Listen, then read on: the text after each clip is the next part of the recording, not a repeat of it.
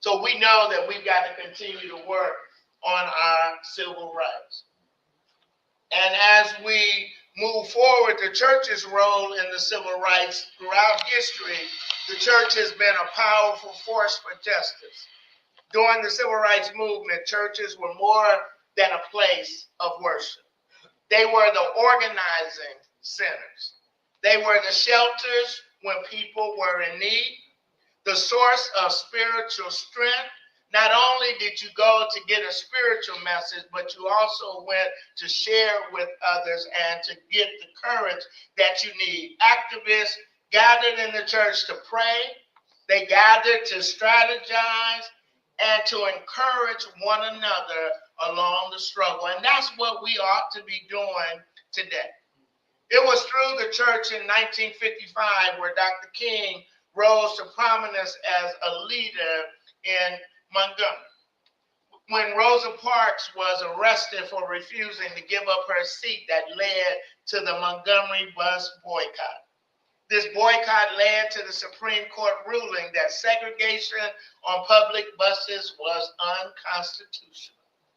Remember that the Montgomery bus boycott lasted 381 days, from December the 5th, 1955 to December the 20th, 1956.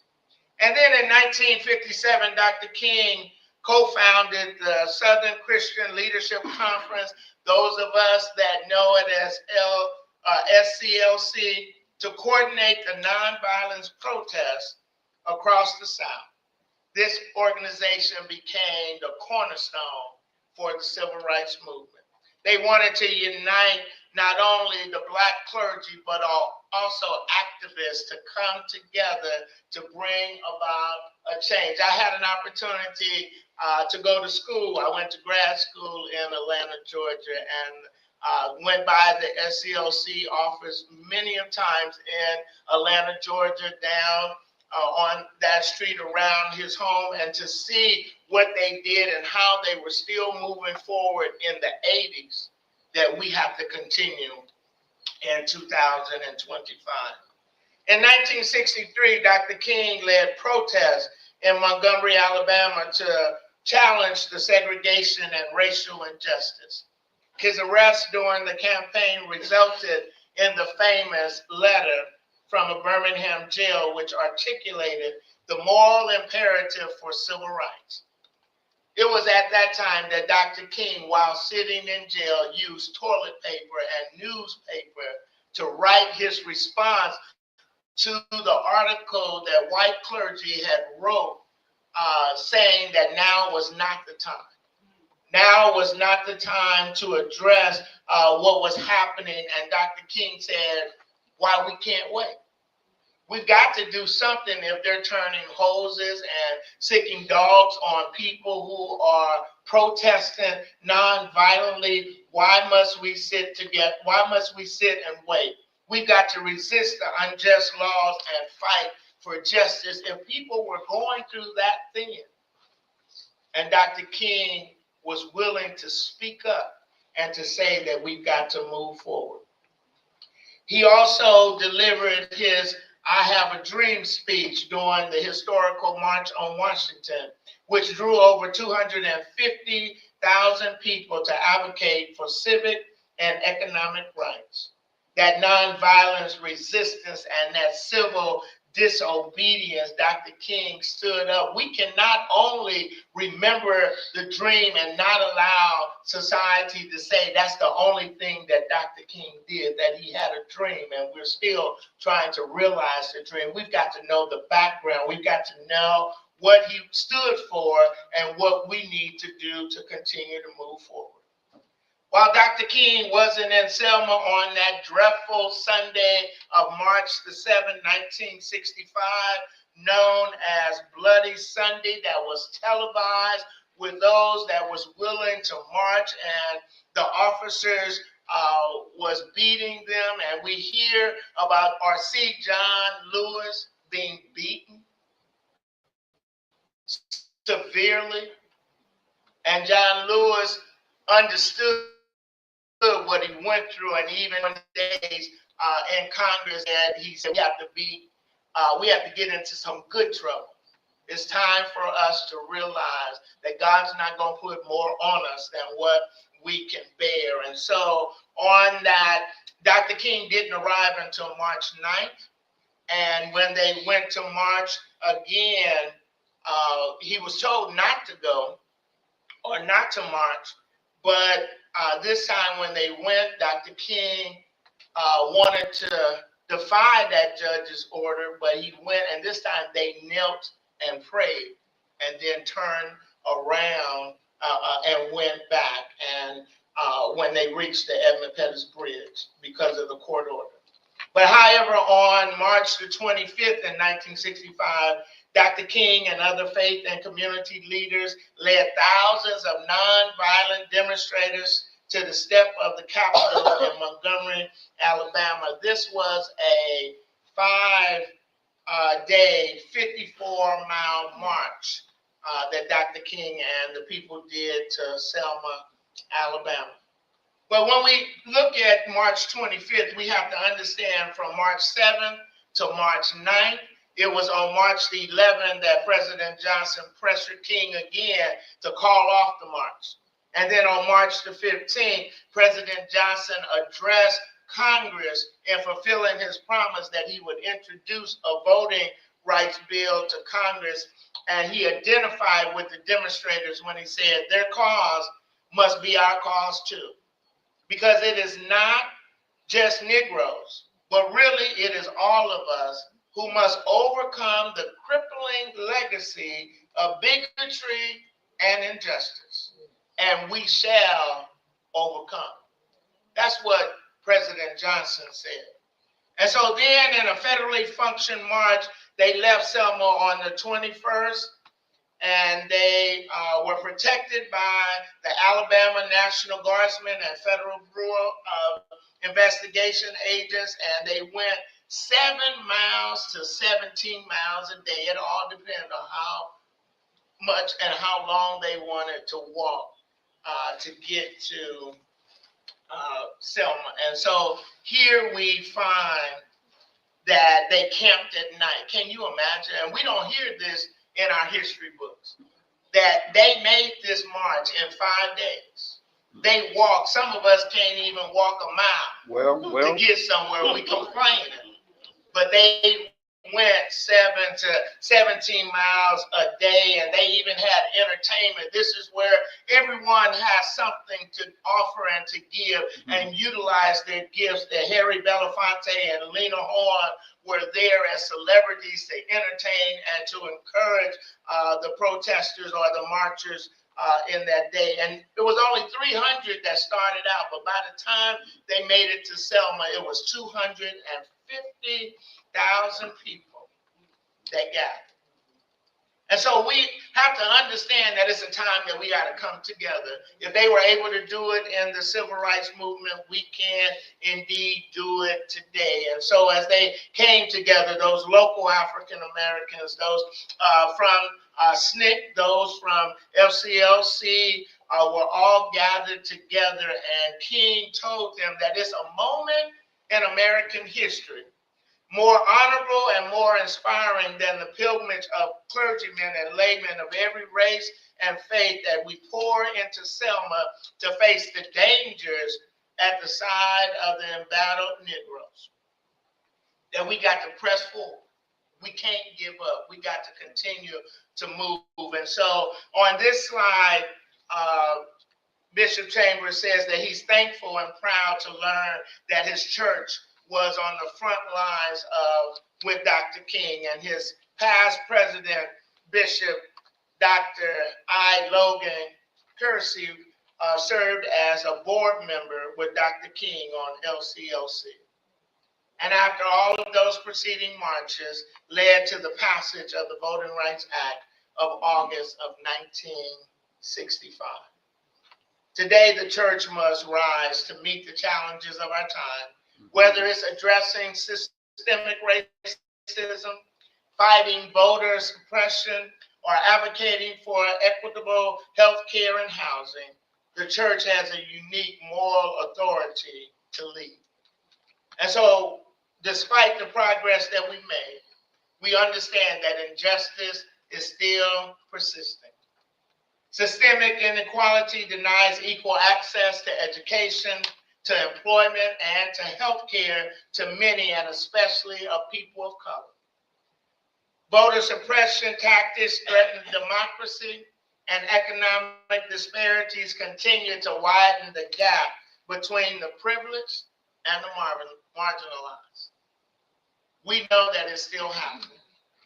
And as clergy and community leaders and residents, we must confront these challenges with the same determination that Dr. King showed. Let us not forget his words. The time is always right to do what is right. It's up to us to do what needs to be done. And so Dr. King believed that the faith without action was empty. And he calls upon us to take a bold step of justice. Today, I call on each and every one of you, what will you do to advance the civil rights here in the Omaha community? For Hebrews 11:1 says, now faith is the substance of things hoped for and the evidence of things not seen. Mm-hmm. My own translation states that faith is the substance of things that don't make sense. You just got to keep going, keep pushing, keep trudging forward. For faith is not passive. It calls us to move forward even when the path is uncertain. Just as Dr. King marched for justice, we must step into our own march for equality. And as a people of faith, we believe in the power of unity. Dr. King's dream was not just for Blacks in America, it was for all people to live in harmony, free from the chains of discrimination and prejudice. Therefore, we cannot be divided by race, by class, or by creed. We've got to stand together as one body, one community, bound by our shared humanity and our shared faith. So in closing, I want to leave you with these words from Dr. King. Our lives begin to end the day when we become silent about the things that matter. Silence is no longer an option because the fight for civil rights is far from over. It is the fight that requires our voices, our faith, and our action. It's time for us to do something. So today, let's recommit ourselves to the dream that Dr. King shared with the world. A dream of justice that rolls down like waters, of righteousness flowing like a mighty stream. As clergy and community, we can make the dream a reality. And I thank you for this opportunity to be able to share for Bishop Chambers, but I also want to call up Sister Zaria Dunbar to come and to share from a young perspective how the civil rights and that which was not taught to her, but that she heard today, how we might move forward from a young person's eyes. Good morning. Thank you, Pastor Portia, for that very informational speech. I hope you're all doing well. As a young person, the current situation we are in is obviously very scary. However, being scared is not something that is going to accomplish anything. The fear is accompanied by motivation to fight for our community. I've had the opportunity to grow up in a world of learning about how oppressive our history has been and being told that it's all in the past and that the world has progressed past this. Seeing now how the efforts are being made to take us back to that place is very unnerving. However, we have seen those who have come before us come together and mobilize. The reason we learn about these individuals like MLK, Rosa Parks, and more is to use them as figures of inspiration. Now it's our time to adopt the same mindset that they had of determination, stamina, and immense courage in order to do the same. Especially in our generation, we have more tools and knowledge with social media. We have more opportunities to combine efforts for widespread action across the country, not just in our local communities. We can use it in various ways to organize events, help spread information, and document injustices in order to progress within the movement. People with the same mindset of equality need to overcome our minor differences in order to reach our common goal. We have a blueprint, and it's time for us to use our current resources in order to ensure that everything they fought for continues for generations to come. Thank you. Thank you, Zaria, and indeed it's time for us to do something. So that's just the synopsis of the civil rights movement. At this time, we will hear from Reverend Karen Saunders to tell us about the civil rights movement here in North Omaha.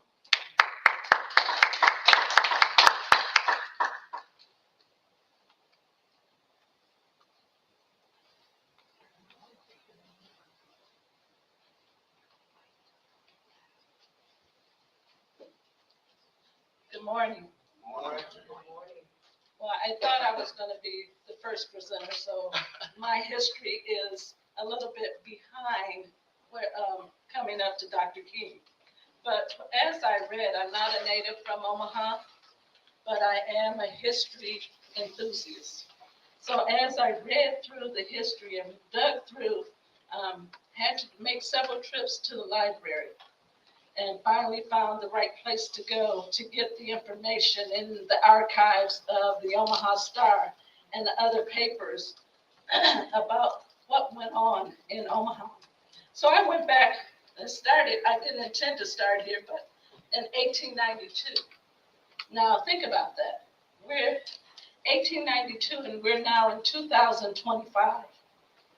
Prominent citizens of the African American community formed the Afro-American Civil Rights Club, 1892. And also the first Black newspaper in Omaha was launched by Cyrus Bell called the Afro-American. It ended its run in 1900.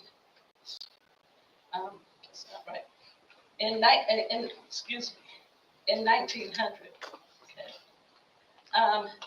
In 1920, and I'm going to jump a little bit, the Omaha Colored Commercial Club was organized to encourage business enterprises among African Americans. It was like a commerce and employment bureau led by Harrison Pinkett, Reverend Russell Taylor, and others. The office was located in the Elks Club, located at 2420 Lake Street. Some prominent places that we can still look at and see and know things were going on even 100 years ago.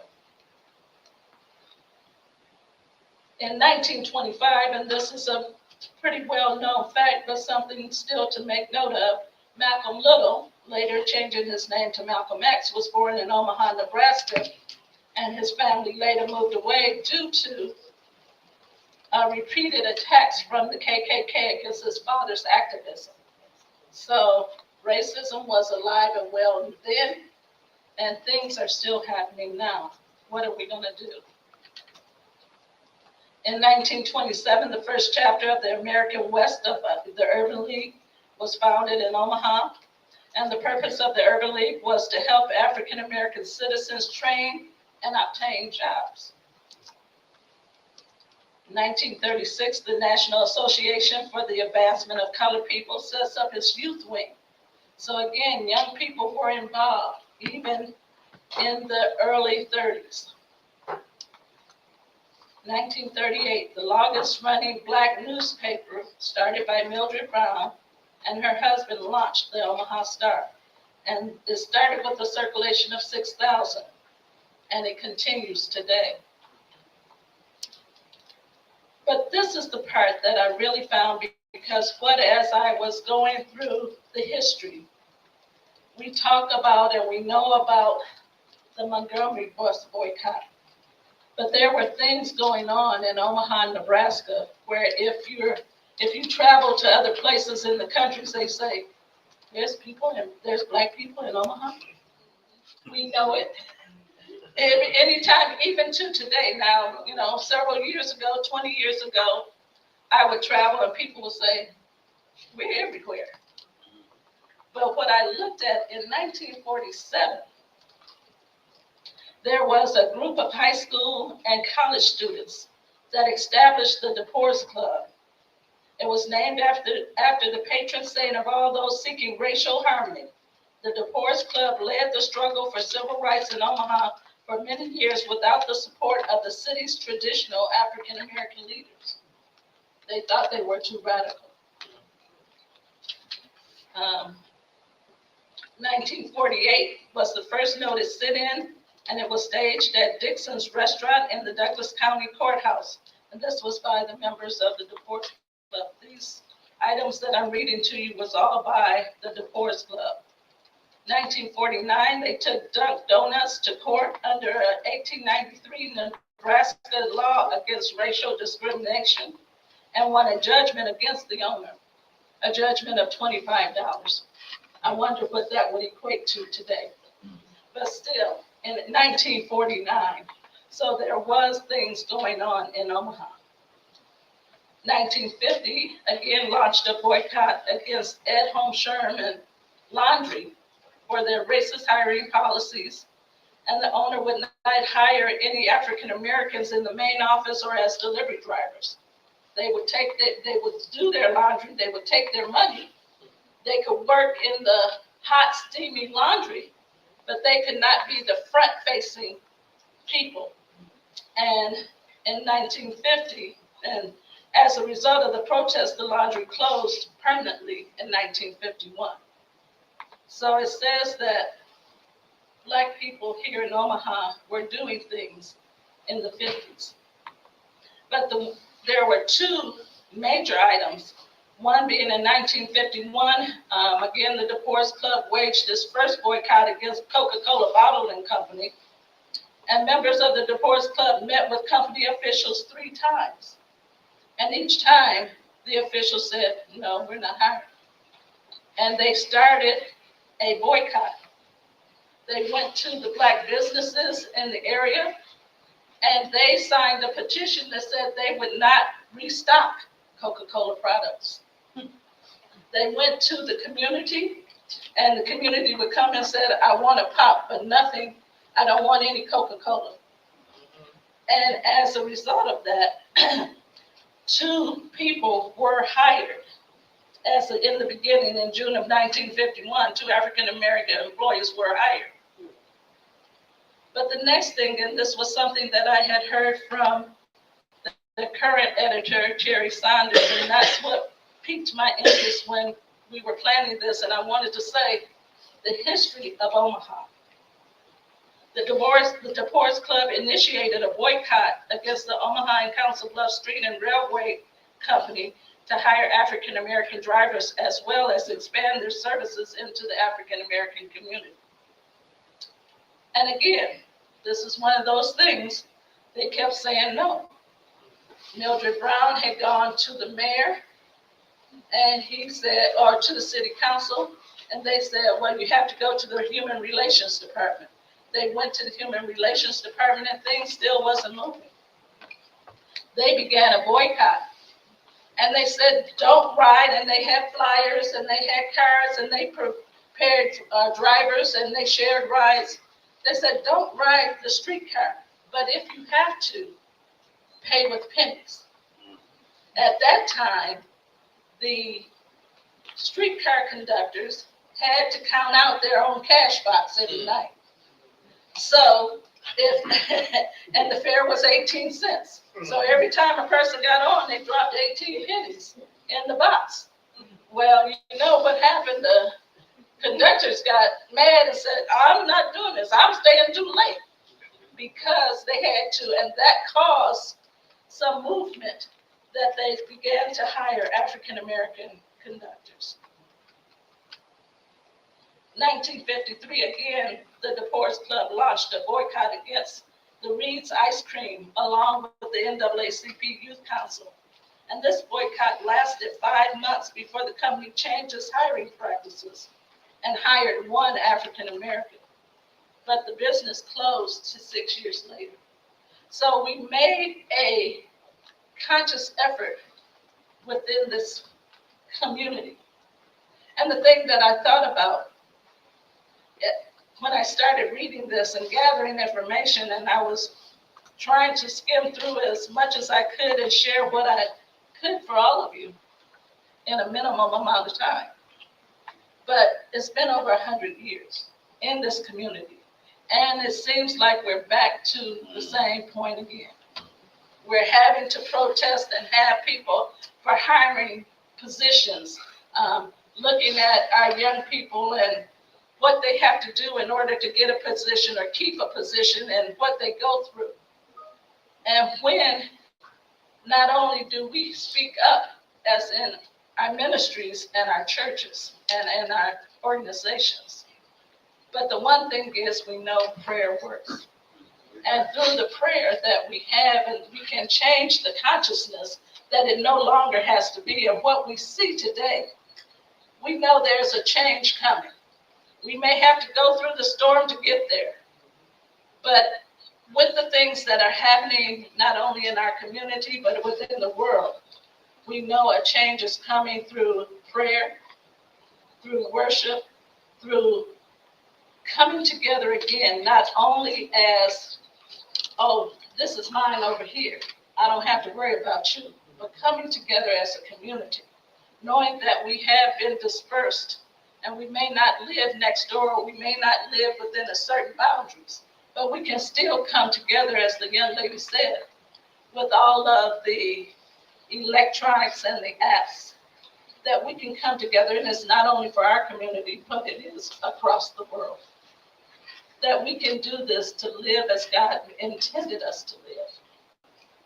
And that is to live as one another, to love each other as God loves us. God bless you.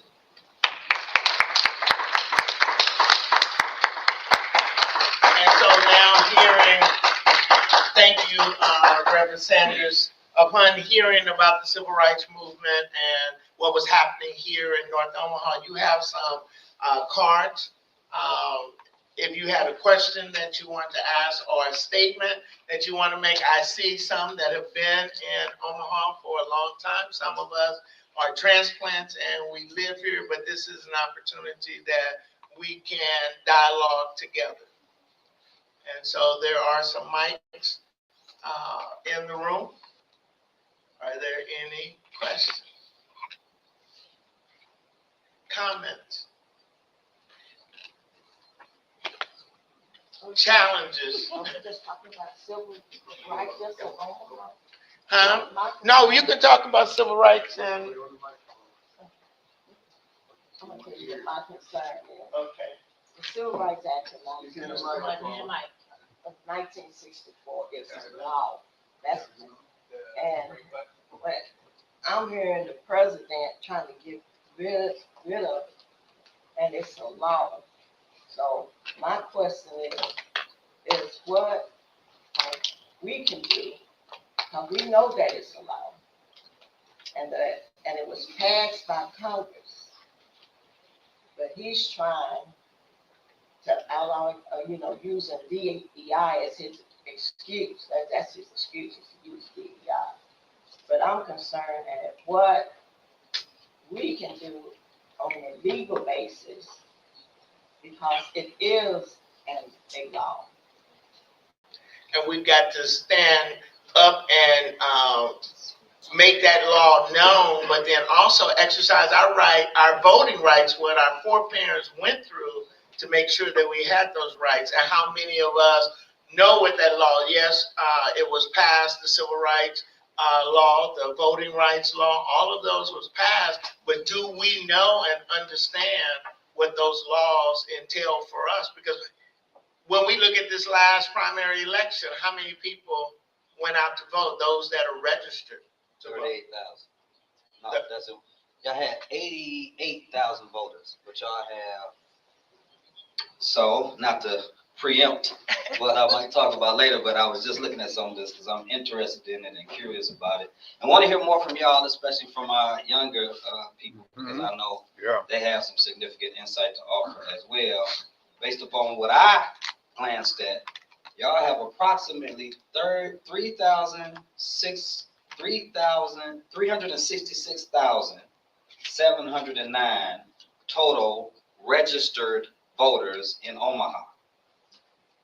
And y'all had 88,000 people vote in the last election, which is a 30% turnout, which, as I understand it, is up from a 28% turnout in 2021. And so I want to dig too deep into the numbers, but since you were asking, like, you know, how many people, and it's important, I think, for all of us to know if we're talking about where we are, how we got here, and what, if anything, we can do about it. So that's good to hear our numbers, and that's a shame on us. Well, the whole thing is a shame on us. This meeting today is a shame on us that we are not here to hear what is going on. I don't even need a mic to say what I'm saying. What I might say. It's a shame that we are sitting here and nobody is here. I mean, even our IMA people, where are they?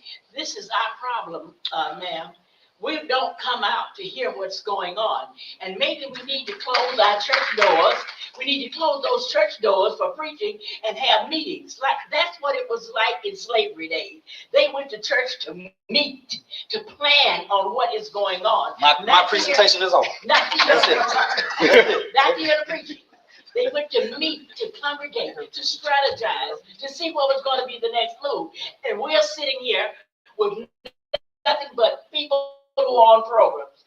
I want to know, where are the people? And that's what I've written down. Where are we today? That's our problem. We don't come out to vote. We don't come out to the meetings. We don't come out to church. We don't come out to nothing. But our casinos are filled, and I'm going to be going later on. Our casinos are filled. Where are the people? Where are the young people that need to hear this message? We are not here. Where is the advertisement? I just happened to be scrolling up this morning on Facebook, which I don't understand none of it, and I saw this was going on, and I called the pastor to say, what is going on? What about this meeting at 10 o'clock? And I am history. I'm 90 years old. I know all about this. I taught Black history. I know this stuff. But our people don't know it. My daughter don't know it.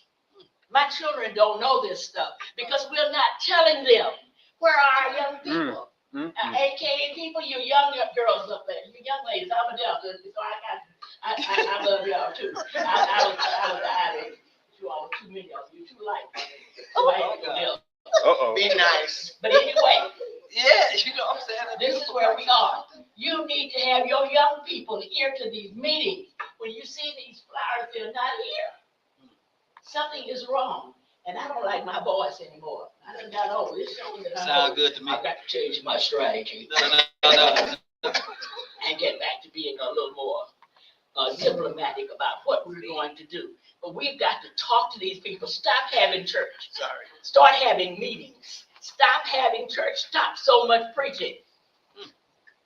We know the Bible. No. We got to preach and talk about what we can do, what kind of changes. I'd give you that back. So have we not changed since you were We have not NAACP changed. president? I haven't heard anything about NAACP since I was president. Where are they? You have not heard anything about NAACP since I was president. And the last time I was president was in 2006. They haven't done a darn thing. Nothing. They are just community pimps. And we've got to do better than that. We are a civil rights movement. And you got to remember, we're not relevant. It's for the NAACP, the National Association for the Advancement of Colored People. We're not colored people.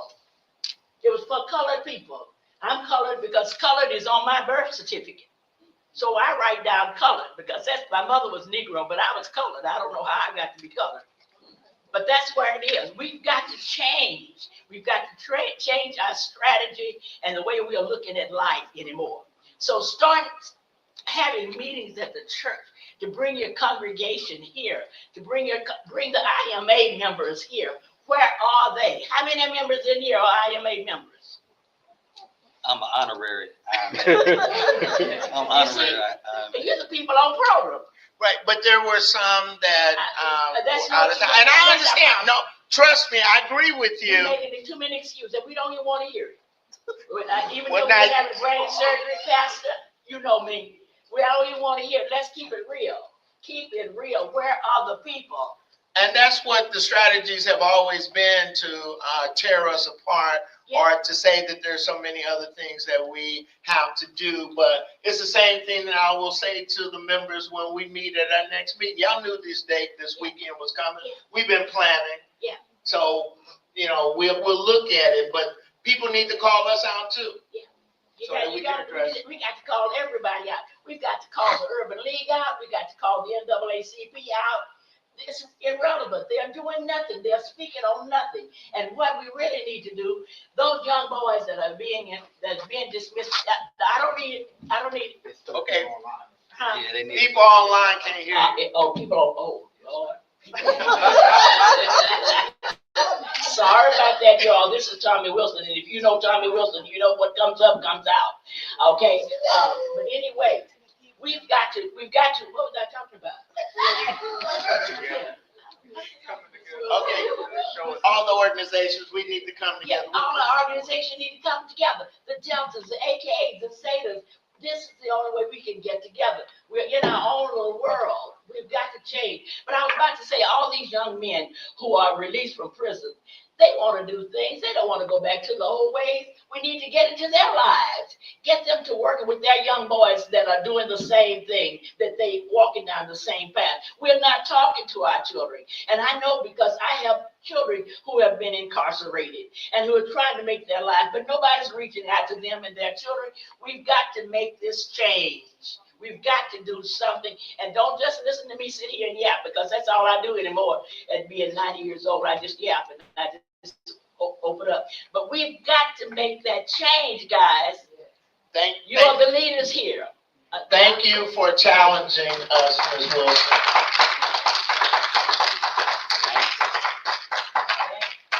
I embarrassed my children. I'm so sorry. Is it on? Yes. I am here as a representative of Alpha Kappa Alpha sorority. So we have members from our graduate chapter and our undergraduate chapter here. And we're used to being first. So if we need to take that challenge up and lead, then let us know what we need to do in order to try to bring people together, to try to make change.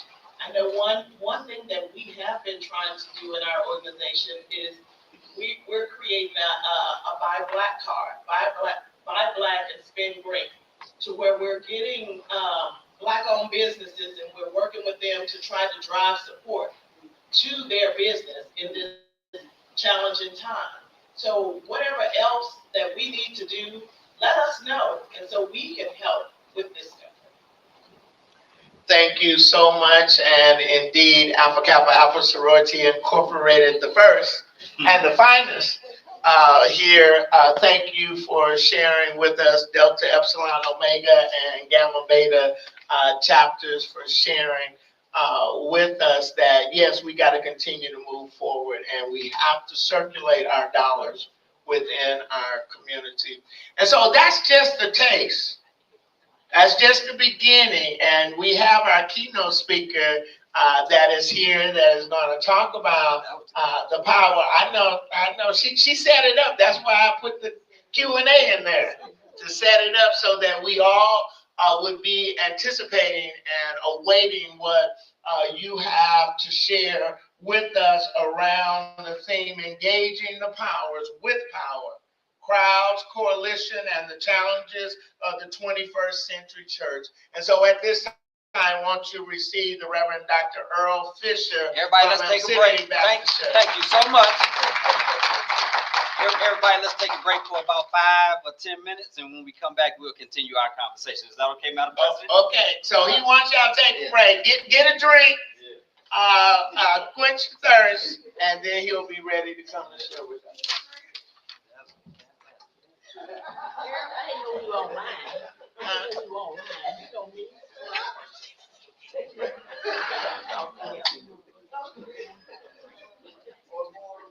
thought it was just us in here.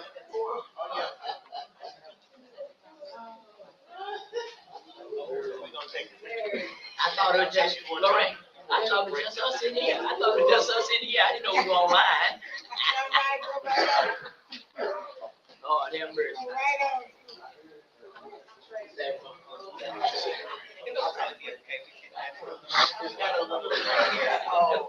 It's all right. Yeah, it's all right. They need to hear it too.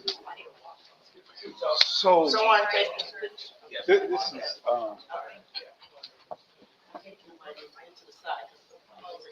Hold on, let me take it. So we stand all on the side, one side. both sides, one side, One Yeah, side, man. just I know the you. mic from the. You look familiar. What's your name? two rows. Charles Nelson.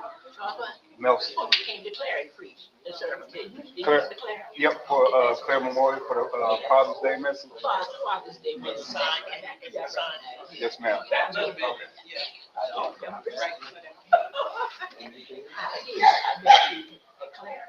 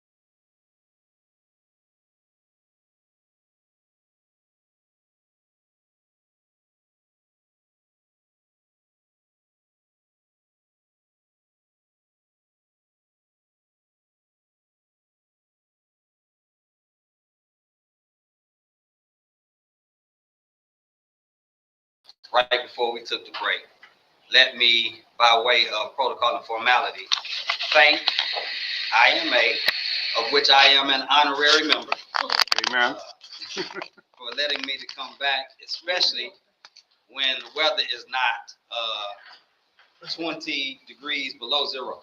Because when I came last time, I got you.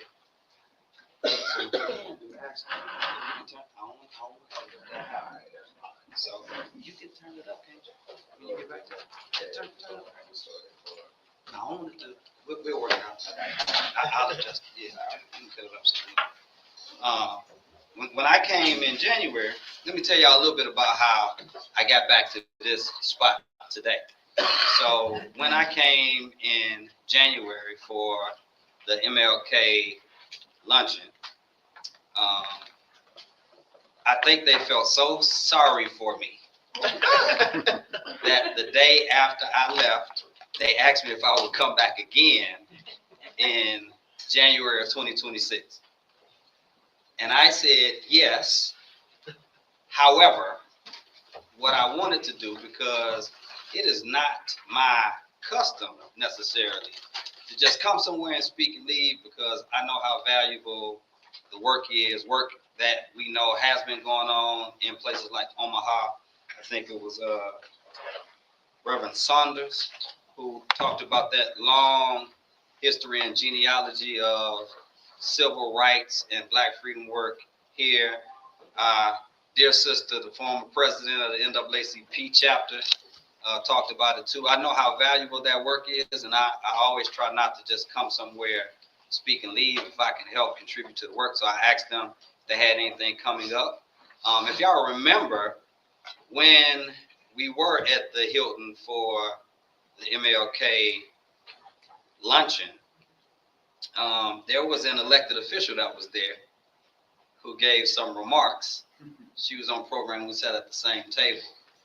What most of you don't know is that when we were walking in, or getting ready to walk in, she and I had an exchange in the hallway. After we introduced ourselves to each other, girlfriend asked me, and she asked it with not just a level of curiosity, but also some kind of angst and trepidation. She says, what is your speech going to be about? She said, unity, I hope. I said, let's say it's about honest inclusion. And so I watched not just her maneuvers that day, but I've been watching from a distance some of the developments, knowing that y'all have a very pivotal election coming up in a couple of weeks. I anticipated that it would develop in the ways that it had. I did not know until yesterday how significant it could be that you would be electing your first African-American mayor if Brother Ewing is successful in a couple of weeks. And so when I asked IMA about coming back prior to January of 2026, they offered this opportunity, and I thought it was fantastic. And feeling some of the energy in the room, I just know that there's a whole lot of opportunity and possibility. And so I wanted to kind of break this down in a very informal sense. Here's one of the things I want to do in response to. Tell me your name again, sister. Mrs. Wilson. Yeah, what President Wilson stated. And I found it fascinating that even as she was expressing what the challenge was, she also highlighted the burden of the challenge for each of us. She said, people don't know. Then she said, my daughter don't know. My people, and part of the reason is because we don't take the burden of expressing it to them, often because we don't know how much power we have. So I'm about to do an exercise, and I think we all can display a little bit of power right now, and I hope that it continues to amplify the possibilities in the room. I'm gonna share with y'all something I just sent to some of my fraternity brothers several weeks ago when I was here. I learned that I, who pledged the Beta Xi chapter of Lemoyne College undergrad, will be coming to the place where the grad chapter is Beta Xi Lambda. Let me say to my sorors in the room, on behalf of my lovely wife Denise, who is a member of the Beta Epsilon Omega chapter in Memphis, Tennessee, that to hear about the Delta Epsilon Omega chapter, clearly there's some synergy there. So on behalf of my lovely wife Denise, hello to all the sorors. Let's do this. Here's what I sent to my brothers momentarily. Just a few minutes ago. I said, good morning. If any of you brothers can make it to this teach-in at the Village Empowerment Center, I'd appreciate it. Your presence would be impactful for this conversation. It's going on now. I'll be presenting in about 15 to 20 minutes, and we're here till 1, and people start saying they're on their way. I want each of you to think about 3 people right now. You're going to text them, and you're going to say, hey, we're at the Village Empowerment Center discussing political power. It's an important conversation, and I think you should get here as soon as you can. So I want everybody to take a few minutes and do that right now. Yeah, take your phone out. You're going to send a text message. You know, there's going to be people for the students, some of your fellow students, they don't have to be AKAs, okay? Right? And then for some of us here, you got somebody in mind. And let's see if within the next hour or so there's a response. And if so, it might say something about what we need to do to get more people involved. Here's why I would play Jeopardy music if I had it.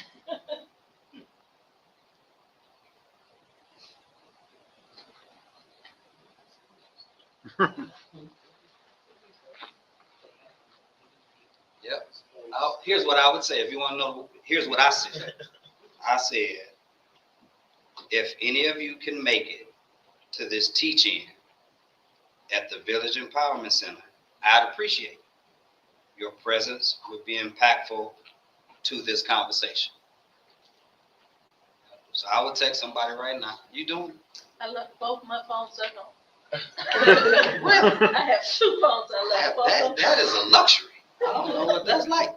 I know, right? The discussion is on what now? I would say we're talking about Black political power. Say that. Okay. We're having a conversation about Black political power at the Village Empowerment Center right now. And your presence will be impactful to this conversation. Now, you know you can send it out to more than 3 people. I'm sitting too. Yeah, if you're in a group chat, that's a perfect time. That's a perfect place to send it. Make sure you tell them we'll be here till 1 o'clock and let them know, you know, they got some time. Now, keep in mind, if people start pouring in, I ain't saying that they're going to flood in, but as people start trickling in, help me in this way. When they get here, kind of bend their ear a little bit, say, hey, here's what we've been talking about. Now, whether you know it or not, you are already engaged in the necessary power building effort that I think can revive and revitalize some of what we heard has been historic in this area over the last 100 years now. Because I think a lot of times because how we have been conditioned, we relinquish the power that we think we have, or the power we don't think we have. We have the power, we don't think we have it. So we give it over to other people and then wonder why we feel so powerless. I have a dear brother in Memphis who is a state representative. His name is Justin J. Pearson. He and I were meeting the other day, and he was telling me about a conversation that he had with a man who was elected the first African-American mayor in Memphis. His name is Willie Harrington. He was elected in 1991, and you'll probably hear more about him in my presentation later on, based upon how he was elected. Representative Pearson shared with me that he and Mayor Harrington talked for about 3 hours, and that Mayor Harrington talked for 2.5 of the hours. Mayor Harrington is about late 80s, and so he shared this insight with Representative Pearson. I'm going to share it with y'all because ultimately what we are talking about is Black political power. Mayor Harrington said, when white folks have power, they make us feel it. When white folks have power, they make us feel it. And too often when black folks have power, we don't make folks feel it. So even in your text, I'm saying we talk about black political power, and for most people, you know, and it's not lost on me that the demographics of Omaha are not the same as the demographics of Memphis. Memphis is 65% black. Dr. McCruel and I were talking yesterday. I think Omaha is about 12% black. But when I peel back some of these numbers in a moment, I think you'll be shocked to know exactly how much power is in that 12%.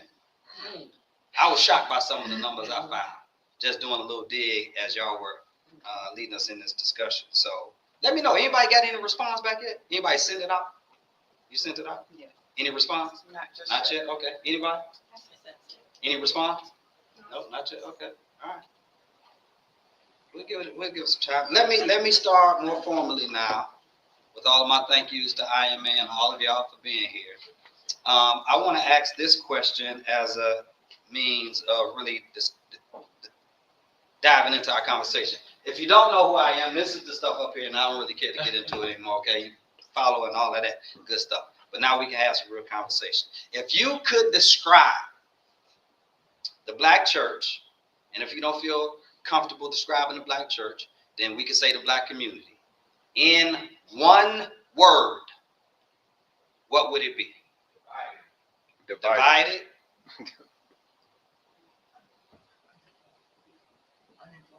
Uninformed. Out of touch. That's 3 words. Take out the hyphen. We're going to get it. Divided, uninformed, out of touch. I'll say it fast enough. I don't want to say irrelevant, but It could be. Okay. Somebody it's say not that. one word. Dead. Woo. Anybody else?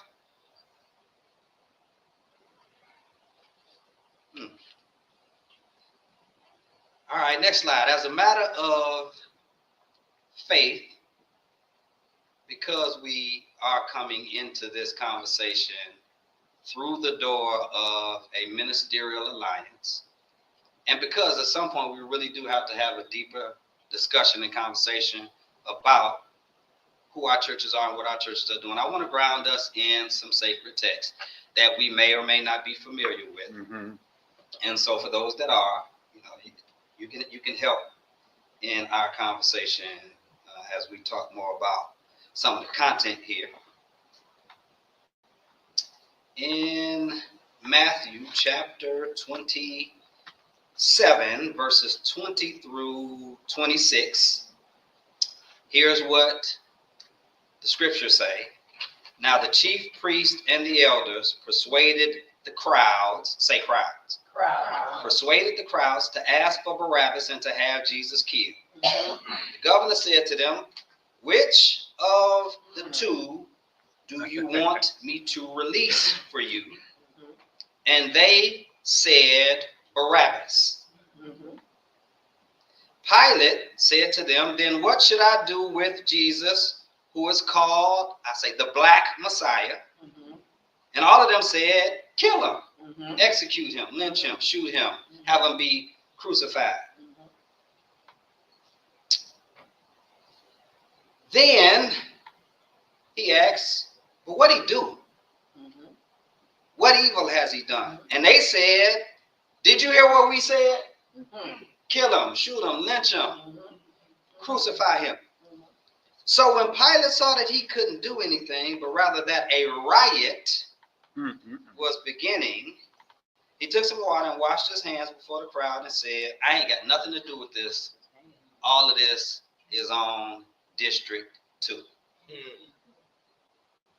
All of this is on North Omaha. And then the people as a whole said, cool, it's on us and our children. And so he released Barabbas, and after flogging Jesus, handed him over to be crucified. Go to the next slide, brother. If I asked everybody in here, who would you choose, Jesus or Barabbas? Who would you choose and why? Go ahead. Jesus. Okay.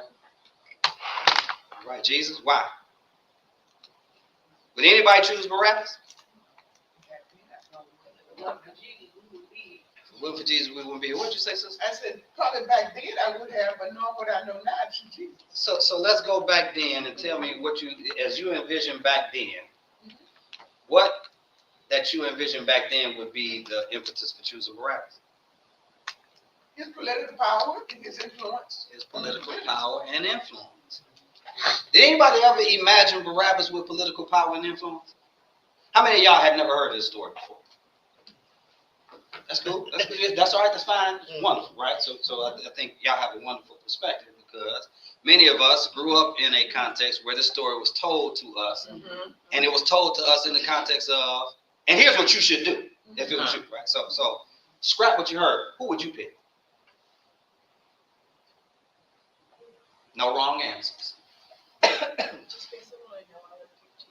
Okay. All right. Anybody? Yeah, I pick Jesus just because that's what I know. I think y'all scared to pick Barabbas. Okay. So there is definitely more to this passage than just some basic choice between who most of us have come to identify and understand as a religious leader or the savior of the world, and then some seem like rabble-rousing, loudmouth criminal. And so a lot of times when we start thinking about politics and power, we think that there's a separation between religion and faith and spirituality and politics and power. How many of y'all have ever heard of the separation between church and state? Yes, yes. And so as such, we believe that means that the religious institutions cannot and should not be involved in politics, right? Okay, newsflash. How many of y'all ever heard of Project 2025? Yeah. You should have heard of it, and many of us are living into it right now. Anybody know who founded it and who funded it? Because y'all do know it didn't just start in 2025. Yes, ma'am. The Heritage Foundation. Do they have any religious ties? Well, Yes. yeah. Short answer, yes. Yes. I can let you in on the secret right now. The only ones who think political organizations and religious organizations aren't supposed to be collaborating are black folks. White folks are clear. White evangelicals are crystal clear that what they are doing is connecting their religious and their political power. Okay, pause for the cause right quick. Anybody got a response back from the text here? You did. I got a couple. You got a couple? You want to say what they said? Can you share? That's what one of them said. We'll see. We'll see. Okay. One person said that they were in a meeting. Yep. And wanted to know how long we would be Yep, here. yep. And then another person said, okay. Perfect response. They didn't give you the whole crap, just K. It's fine, it's fine. Don't be looking. Yeah, that's fantastic. I love it. Here's something I have said for several years, and it might speak to the perspective that many of us have that the church is irrelevant or dead or divided and all of that. I say if our theology, if our faith, if our religion does not take into account social and political reality, then our theology is irrelevant. Mm. That's the truth. That's the truth. I'm going to say it again. If our religion does not take into account the social and political reality, then our theology is irrelevant. If our churches are dead, dying, irrelevant, it's probably because with all of this preaching, with all of this worship, with all of these tithes and offerings, there isn't a direct connection to the social and political reality. And so, here's what I'm going to say if somebody asks me for Jesus or Barabbas. Give me both of them. Mm.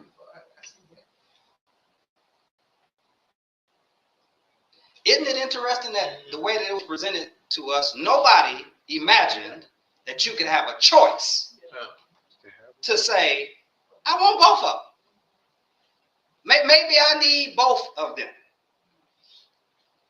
We end up thrust into these, the term is dichotomous, these contentious choices because we don't think we have the power. And we think whatever somebody tells us our choices are is the totality of our choices. Now, let me say, if any of you have any questions at any time, this is just an informal conversation. I'm just providing some information and some conversational material so that we can get down to how we can actually execute and administrate the power that we have. But I am saying that we have bought into, you can go to the next slide, we have bought into this myth of an apolitical theology. We think that our theology does not have anything to do with the political realities, that what we are doing in our churches is simply about saving folks' souls. And I'll tell you why that's a problem. Yes, ma'am. My nephew from Memphis, Tennessee has logged in. Well, good. What's his name? Roland Wilson. Okay, tell Roland Wilson I said, what's up? I might know some of the people who he knows, but he might know some of the people who I know. So, if we are indeed irrelevant, dead, impotent, divided, and all of that, how do you think we got to this point?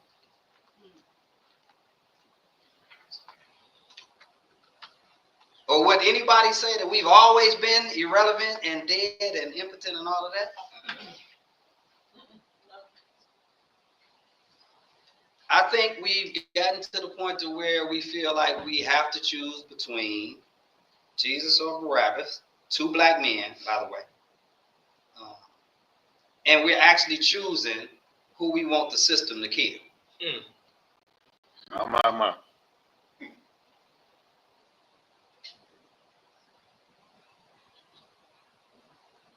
We're in this situation because this either or scenario is a byproduct of a group of people, some of whom are jealous, some of whom have bought into the myths and the lies of a system, and they've assimilated so much that they feel like they're going to benefit from the system.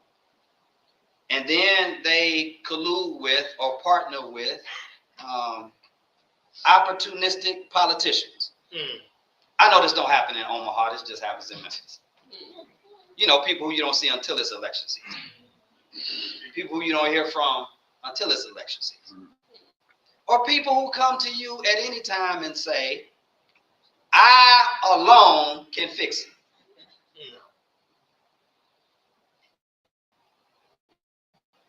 It's people who want to maintain social and political power, and they will create an environment that leads us to believe you have to choose an individual instead of coalescing, committing to, and concentrating on issues.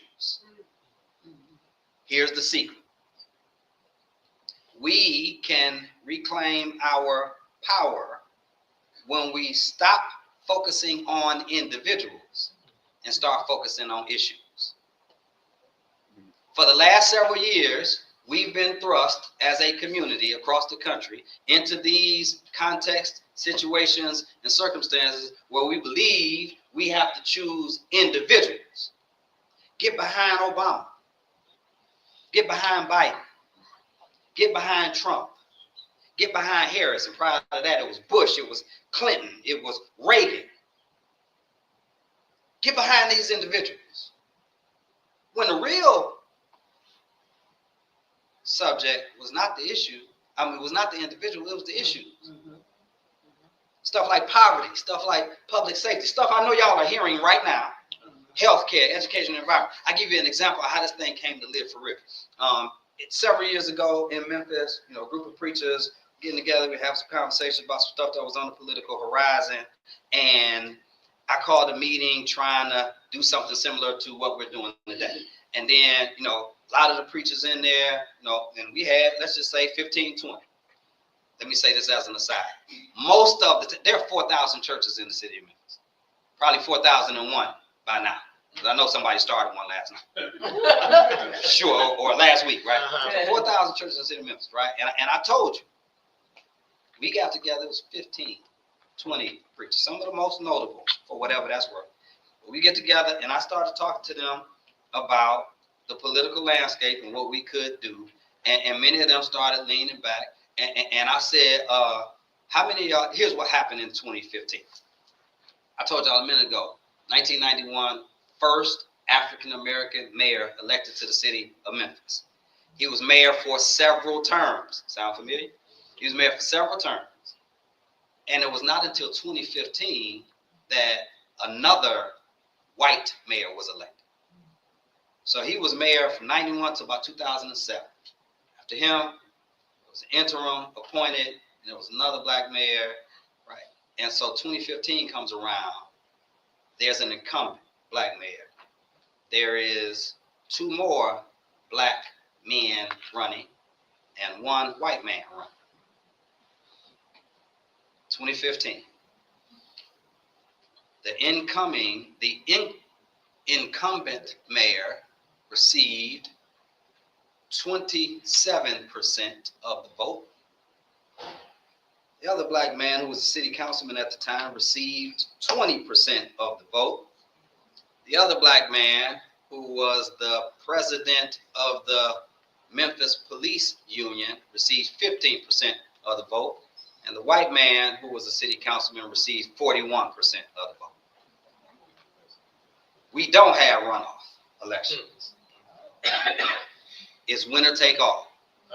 Something I heard they want y'all to do. Ain't they mad at somebody because they didn't vote for a winner take all thing? There was a white guy who just ran. He was kind of a Democrat, kind of a Republican, something like that. And then they, because then the Democratic Party like censure him for something because he didn't stand right. And then the Republicans mad. I did my homework there. And so it's funny because the mayor in Memphis was kind of like this guy. Democratic Party censored him. He ran as a claimed to be a Democrat, used to be the chair of the Democratic Party, all this other stuff. But if you just do the math, he got 41%. There were 3 black men, 27, 20, 15. And so that guy sneaks in. So now this is 2017, I'm having this conversation with these preachers. And I'm like, hey, did any of y'all meet with this guy while he was running the white? Yeah, he came with me, blah, blah, blah, blah, blah. I said, okay. And what was the agenda? Well, he said he was going to blah, blah. I said, no. Not what was his agenda. What was your agenda? And all of them. Because we don't think we have power, we dare not publish our power and present it to people who want power. We so focused on individuals, we never think about documenting what our issues are. We pick personalities over policies. So the reason, next slide, reason we thrust into this either or scenario is because of a group of jealous and coonish preachers. That's what I would say if I was in Memphis. I'm not in Memphis. That's not the case here. And an opportunistic politician. You know who is really behind all of the stuff we read in that passage? His name is peppered throughout it, but we never focus on him. Pilate. Pilate presents them. Hey, I'm going to hook you up. I'm going to do you a favor. I'm going to let you choose which one of these Negroes you want to die. just to maintain the social and political power. It creates this environment that leads people to believe you got to choose an individual instead of coalescing around and committing to and concentrating on community issues. Y'all ain't got no questions or comments yet? Anybody responded to your text messages yet? Yeah, mine coming. You got one coming. See that? Come on, put your hands together. Let's go. Everyone's already here and they're in a financial meeting somewhere in the building. Ask them how long they found it. Look, I'm just I did. right. How long is it? We gonna be here till one, right? Can you- You talk to the brother. I did, I'm texting again. See, I hope y'all are seeing some of this because it's not as complicated as we may believe. Most of us just don't think we had the power to do anything, especially our young folks. Don't think we have the power to do anything. Yes, sir. You're talking about how that all come about with them, with us choosing one or the other, as opposed to being able to realize that we can have both. What are your thoughts like surrounding? Haven't we, in a sense, been programmed to just automatically think that way? I mean, like even when I scan through Facebook, you'll see 4, of the original sitcoms, the Cosby's and Family Matters, and they'll have 4 of them. They'll say one got to go. 4 great musicians, Prince, Michael Jackson, and one of them got to go. And Michael Jordan, LeBron James. one got to go, and we have to. It puts people in. And what are your thoughts in with that? Yeah, I think that is how we've been conditioned. I don't have time to dig deeply into Eurocentric ideology. White folks think this Afrocentric ideology. Eurocentric ideology is much more individualistic, which makes it much more competitive, which is you got to pick one. And Afrocentric ideology is much more communal.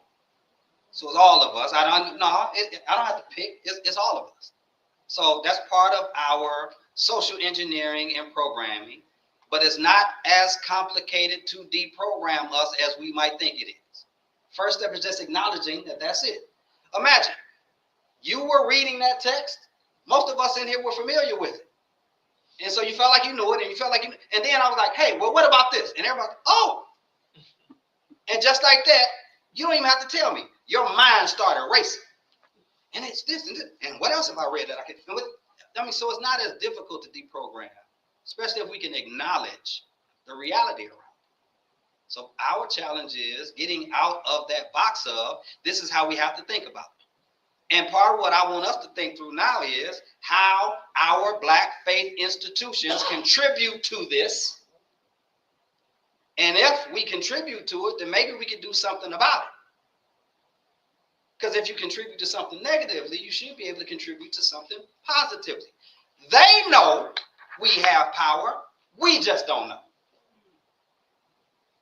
That's why they're always trying to exploit our power. They know we have it. So the Black church was, at its inception, instituted and fostered in hush harbors. Now, Madam President said, well, this is one Madam President. The former NAACP president said, that churches gathered together and it wasn't about preaching and all that. That's not necessarily true. I've done some research on it. They were preaching. It's just they were preaching about something different than what most of us are preaching about now. They were preaching about how to organize our power and get free. That's teaching. That's a teaching. You remember you told me when I came to Clear Memorial? I preach. You said, well, here's what somebody told me when I was being trained. They said, you can teach without preaching, but you can't preach without teaching. So I'm telling you, it was some teaching going on, but they was preaching. They was preaching. Remember when I came to Clear Memorial, you said you started out like a Methodist, but you ended up like a Baptist. That's right. That's what you said. So I'm saying, yeah, they were preaching. They were preaching about Black freedom, Black power, Black liberation.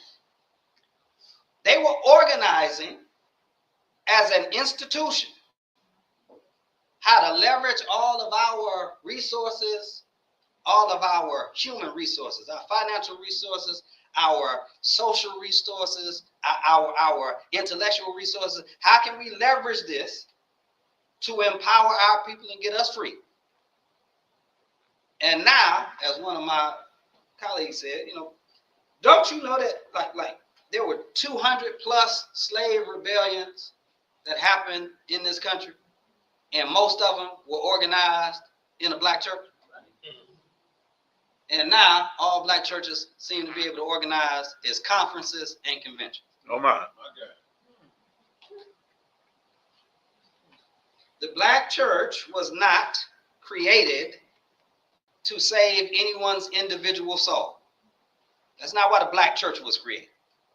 The black church was created to cultivate communal empowerment and liberation, trying to get our people free. It was created to protect and to dignify and to liberate black folks, and only after that transform the society by abolishing slavery and prayerfully reconciling the races, the citizens, and the people. I got more to say, but I want to know if anybody got any questions or comments now. Come on, we're just having a conversation. Yes, ma'am. In looking at the history with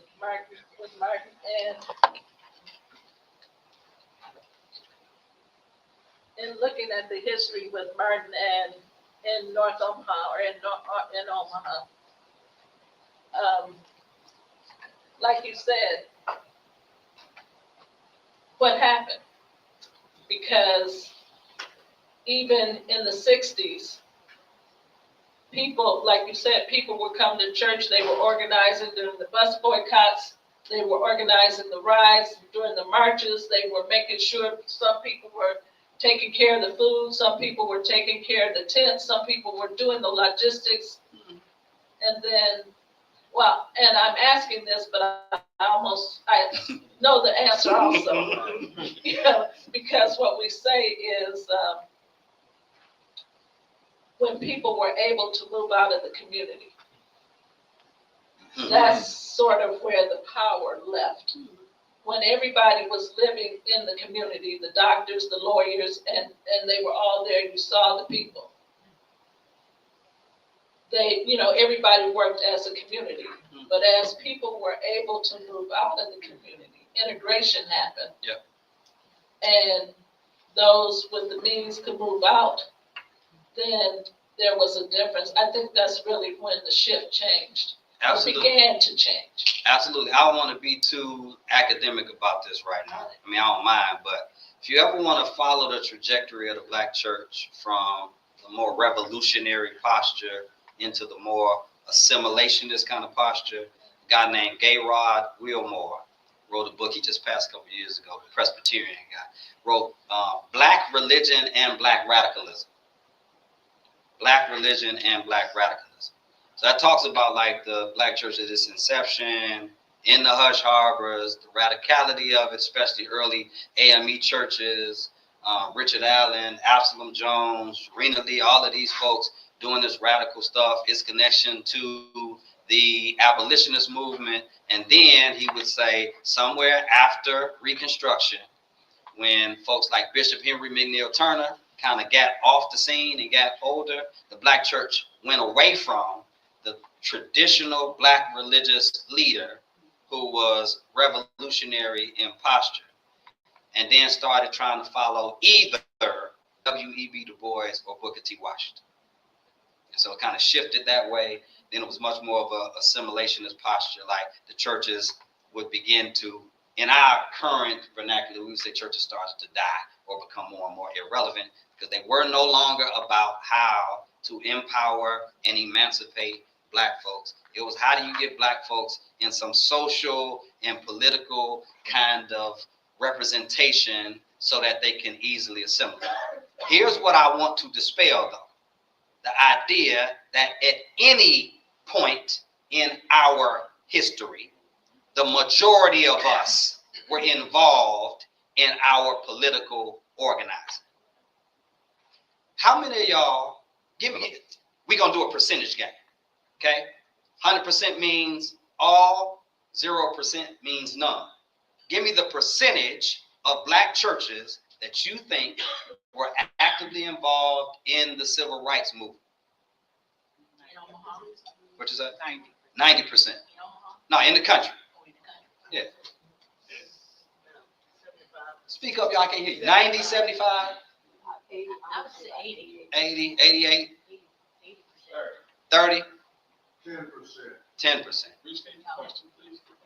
This is the percentage of black churches that you think were actively involved in the civil rights movement. And I say that 99. because 99?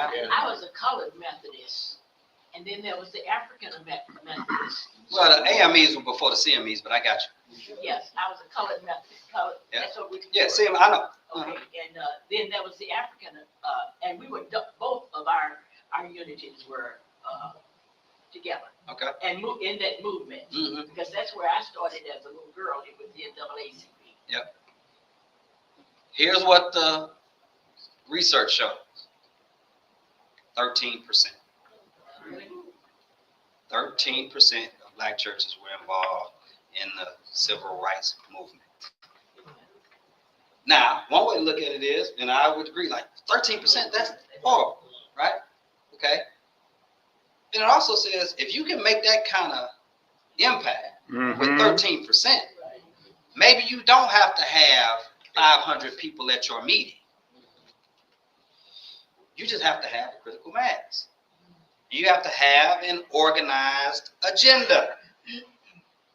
So, next slide. The reason our churches are impotent is because we're most often organized around conceited individuals and not community-oriented issues. Here's what I've learned. Pastors, close your ears. Churches can organize around the pastor. They do what they want I to. agree. And think about this. I'm going to start talking about some turnout numbers in a second. How many of y'all have seen or heard about this?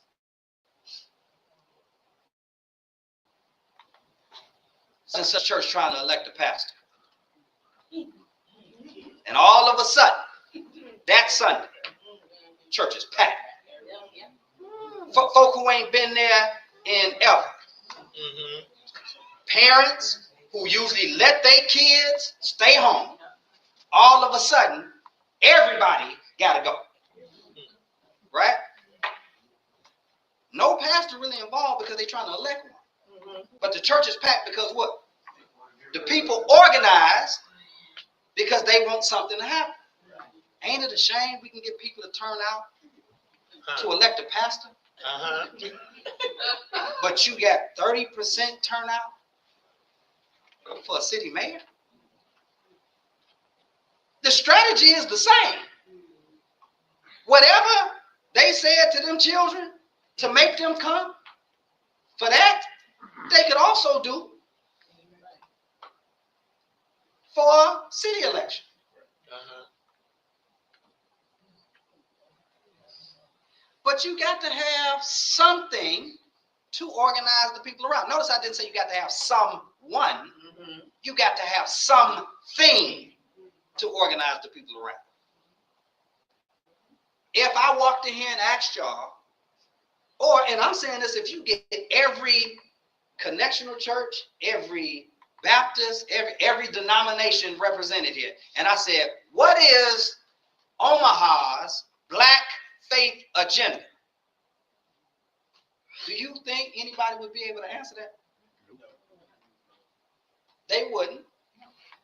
Or if they tried, you'd end up with as many answers as people who respond.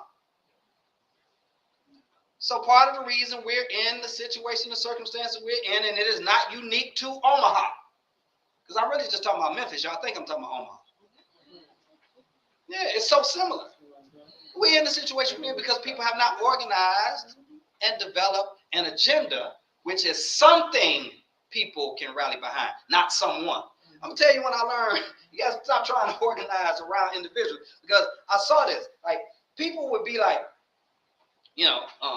let's say pastor get up and say, hey, this is what we gonna do on this issue because this person is going to do what we need them to do. First of all, most folks, they nod their head, but they lying. They, yeah, but they ain't going to do this. You know, and some of y'all probably done this. Don't everybody look at me. Everybody look at me. Don't look. Everybody look straight ahead. Okay?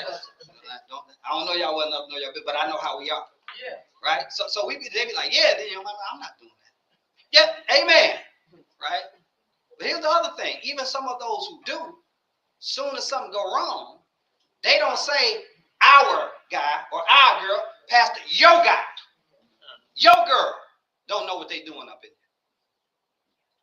there. Right? So you got to organize around something, not someone. That happened in y'all chapter. Don't answer that. Don't answer that. Don't answer that. Don't answer that. So as it relates to the faith leaders, I think we should probably explore what our teaching and preaching ministry would look like if we aligned it around something, a policy-oriented agenda. What are the issues? You know, for those of us who put a preaching calendar together, have you considered what the issues are in the communities that affect us? Maybe you can even survey your congregation. What are the 5 things that are most directly impacting you? I'm going to craft my 2026 sermon calendar around that. You might be surprised how many people start coming and listening, even if they don't think you're a good preacher.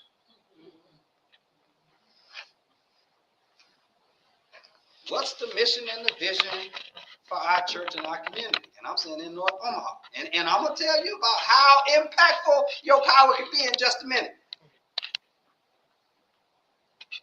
Next slide. 10 years ago, there was a young man who was shot and killed by a police officer in Memphis. His name was Darius Stewart.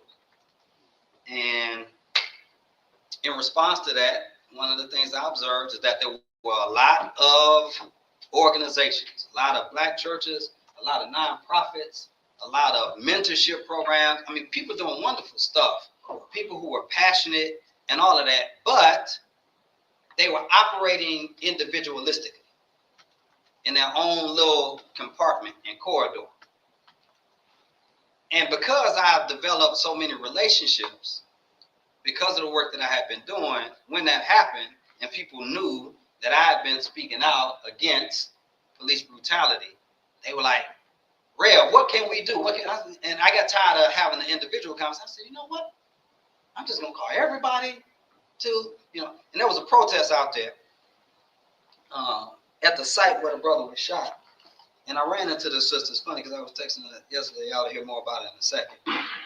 And we didn't know each other at the time. But she had organized a demonstration. They asked me to go out there, asked me to make remarks. So I was out there. And she was running into a similar kind of challenge. She knew a lot of people. She knew a lot of organizations, thought they were operating in isolation. Her and I started discussing and deliberating, convened a meeting, drafted a letter, and within like 48 hours had like 40 organizations signing on. Called the meeting, had people flooding the church. Let's just say it was 60, 75 people.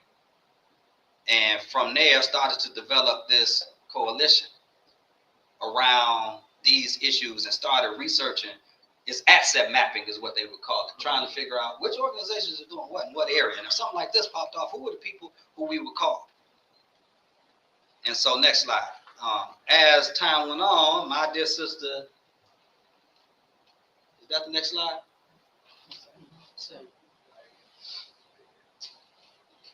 One more. That's my dear sister, Tammy Sawyer, who is now the Shelby County General Sessions Court Clerk, but who was Shelby County Commissioner for District 7. And before that, even ran for, no, she got elected to that, ran for mayor. But this is an effort we worked together on to remove that Confederate monument in Memphis, the Nathan Bedford Forrest statue. Lastly, let me tell you, before we really have some conversation, next slide, about this organization that formed in 2016. I woke up the day after the 2016 presidential election with a sour taste in my mouth. And so I remember going to sleep. You know, I don't know if y'all remember where y'all was during that election. This is Clinton versus Trump. I was like, ain't no way. I'm gonna say this like I'm at Abyssinian. Ain't no way this damn fool gonna win. And I woke up the next morning and the damn fool had won. And I felt like a damn fool. Okay.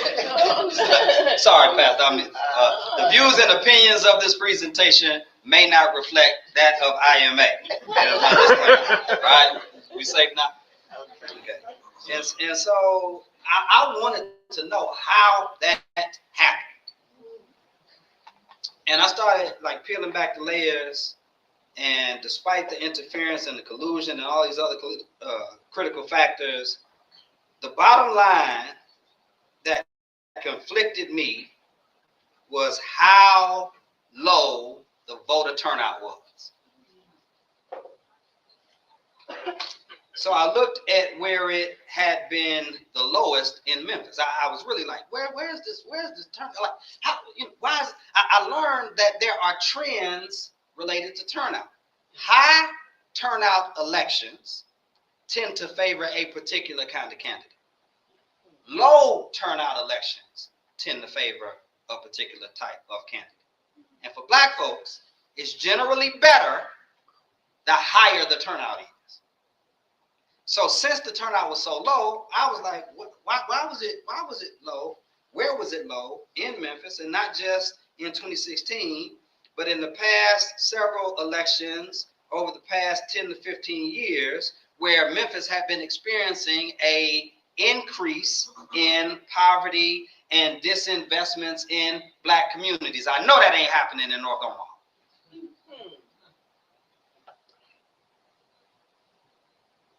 I discovered that some of the lowest turnout precincts in Memphis were at or near black churches. And some of them were mega churches. I mean, churches with people who are, and I know that the pastor is community conscious and all that. I was like, what, you mean to tell me this church? I crunched some numbers. So here's what happened in Omaha a few weeks ago. Some of this was mentioned already. Y'all have 366,709 total registered voters. 131,000 identify as Republican. 133,000 identify as Democrat. That shocked me. I thought for sure y'all would have had many more Republicans than Democrats. In terms of identification, there are more Democrats than Republicans. And then there are about 92,000 independents. And y'all had 88,000 people vote in the last election.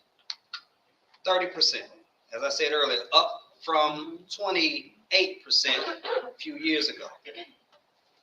In District 2, there was a story, I think Channel 6 did this.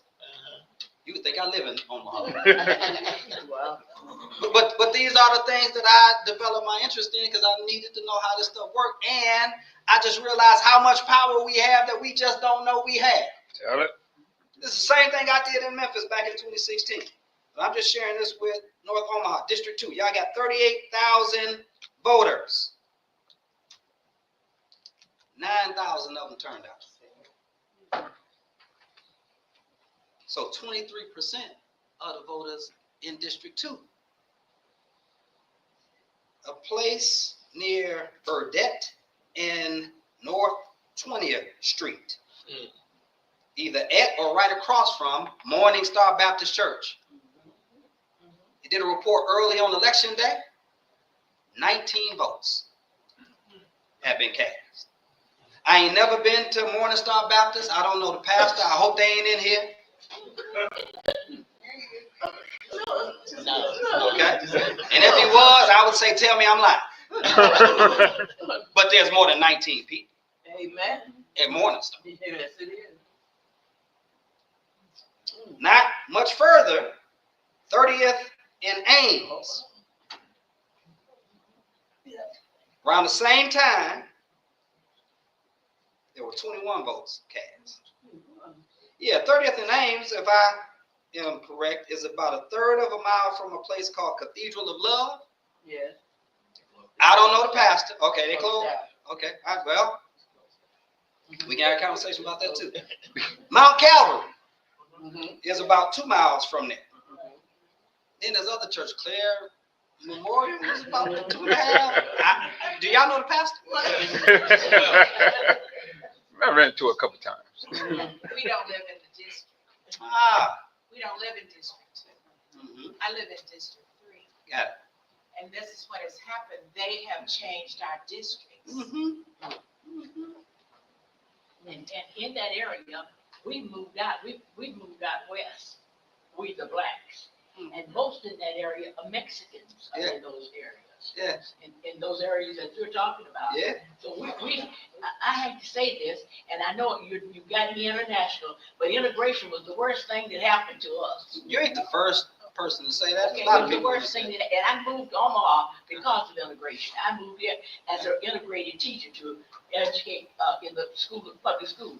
Let's bag up just a bit, Madam President, probably like to the beginning of this, where we said there's a collusion between political figures like Pilate, who want to maintain their political power, and then folks who believe the best path forward is their assimilation to the standards of Pilate. All of us are subject to that. But you have already done the first step, which is acknowledging, hey, this is what happened. And then at some point we had this deeper discussion on why. We can't have all of that today, but it does need to happen. And thanks be unto God, I don't have to be here for it to happen. But I do want to talk a little bit more about the current context and what kind of happened in Memphis. But any other questions are coming? Y'all can pop. Look, we got a few minutes left. So, just speaking from the E9 perspective. Yeah. So, what we're supposed to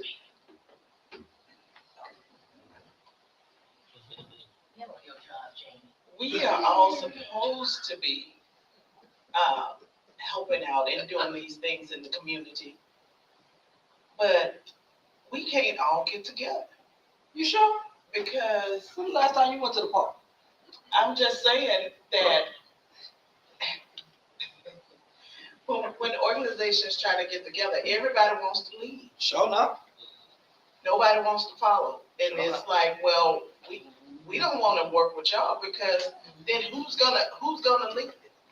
So what do you do to get us together? This is what you do. Go to the next slide, bro. Oh, did he leave? Sorry. That's all right. No, that's all right. That's all right. So, the People's Convention in 2019 was actually, hold it for just a second. Hold it for just a second. People's Convention in 2019. Hey, Sora. That's your. Do y'all see this happen? Y'all see this happen? I ain't blowing smoke. Now, just imagine if you wasn't hitting somebody saying, hey, between 9 and 1 o'clock. If you was hitting somebody, next Friday, we gone. And then a couple days before, hey, don't forget, Friday we gone. And then Friday morning, hey, look forward to seeing you there. So some of mine joined online. Some of yours joined online. Okay. Right. So here's what happened. I told y'all the first black mayor was elected in Memphis in 1991. What I didn't tell you at the time is part of what got him elected is what they did called the People's Convention, which is they got together and organized the black vote around an agenda and threw their support behind Willie Harrington. What most people don't say when they tell that story is the brother only won by 167 votes. And reports say there was somewhere between 1,500, maybe 3,000, and then some of the ones who organized it would say there were upwards of 10,000 people at that convention. Now, look at how small that margin was. So every vote, every phone call, every text message, they wasn't doing text messages at the time. Every door knock, all of that stuff mattered. They organized around an agenda. What happened? He gets into office. They do not have another people's convention. The next people's convention was 2019. And I was like, hey, we got to organize something. Because I told y'all 2015, white man slides through the back door because of a split black vote. Mm-hmm. And so we said, how do we organize this convention, but not around individuals, around issues? We put a survey together. Go to the next slide. A lot of times when our organizations gather together, we aren't gathering together under an agenda. We might be gathering together under the umbrella of an event of some sort. And yeah, everybody want to lead. I mean, think about it. These are organizations that were developed and cultivated by leaders to produce more leaders. I used to say this all the time at Beta Xi. People love to party. They hate to plan. They hate to set up. And they sure enough ain't stand to clean up. That's just a black fact. So it's going to happen. So how do you organize? You got to organize us under an agenda where our marching orders are clear. And then here's one of the ways to do it. What we did, we put a survey out and ended up with over 2,229 respondents in a matter of about a month. Now, I want y'all to know something. This is us leveraging our networks, those people who we were connected to. This is us messaging, all these other strategies and stuff like that. But do you know a good sample size for a national survey? There are 330 million people in the country. A national survey, a good sample size is 1,000 people. There are about 650,000 people in Memphis. I think it's lower now because we suffering from some attrition, and we deal with the same kind of gerrymandering and all of that. But to get 2,000 respondents said there's an appetite for something. And the beauty of it is the demographics ended up looking just like Memphis, about 65% black, about 30% white, and about 5% other. And we were asking them questions about what were important to them. Now, I don't have to be in Omaha. I know black folks, and wherever we are, these are generally the things we're interested in. Somebody wants to know where the money is going, budget. Somebody wants to know what's happening with our children, education. Somebody wants to know what's going to happen with crime and guns and drugs, public safety. Somebody wants to know what's happening with jobs, labor and wages. Somebody wants to know what's happening with housing. Now, there are particulars that may fluctuate with our bullet points. These are what people were saying they wanted to see in those areas. Now, that may change, but I'm saying fundamentally, this is what got people together. We went through a process of giving people some input. Preachers, you might benefit by going through the process of giving some parishioners, all of them really, some input. Take a survey. You might think you're preaching better than you actually are. Or you might think you're preaching worse than you actually are. So I think that's one of the ways.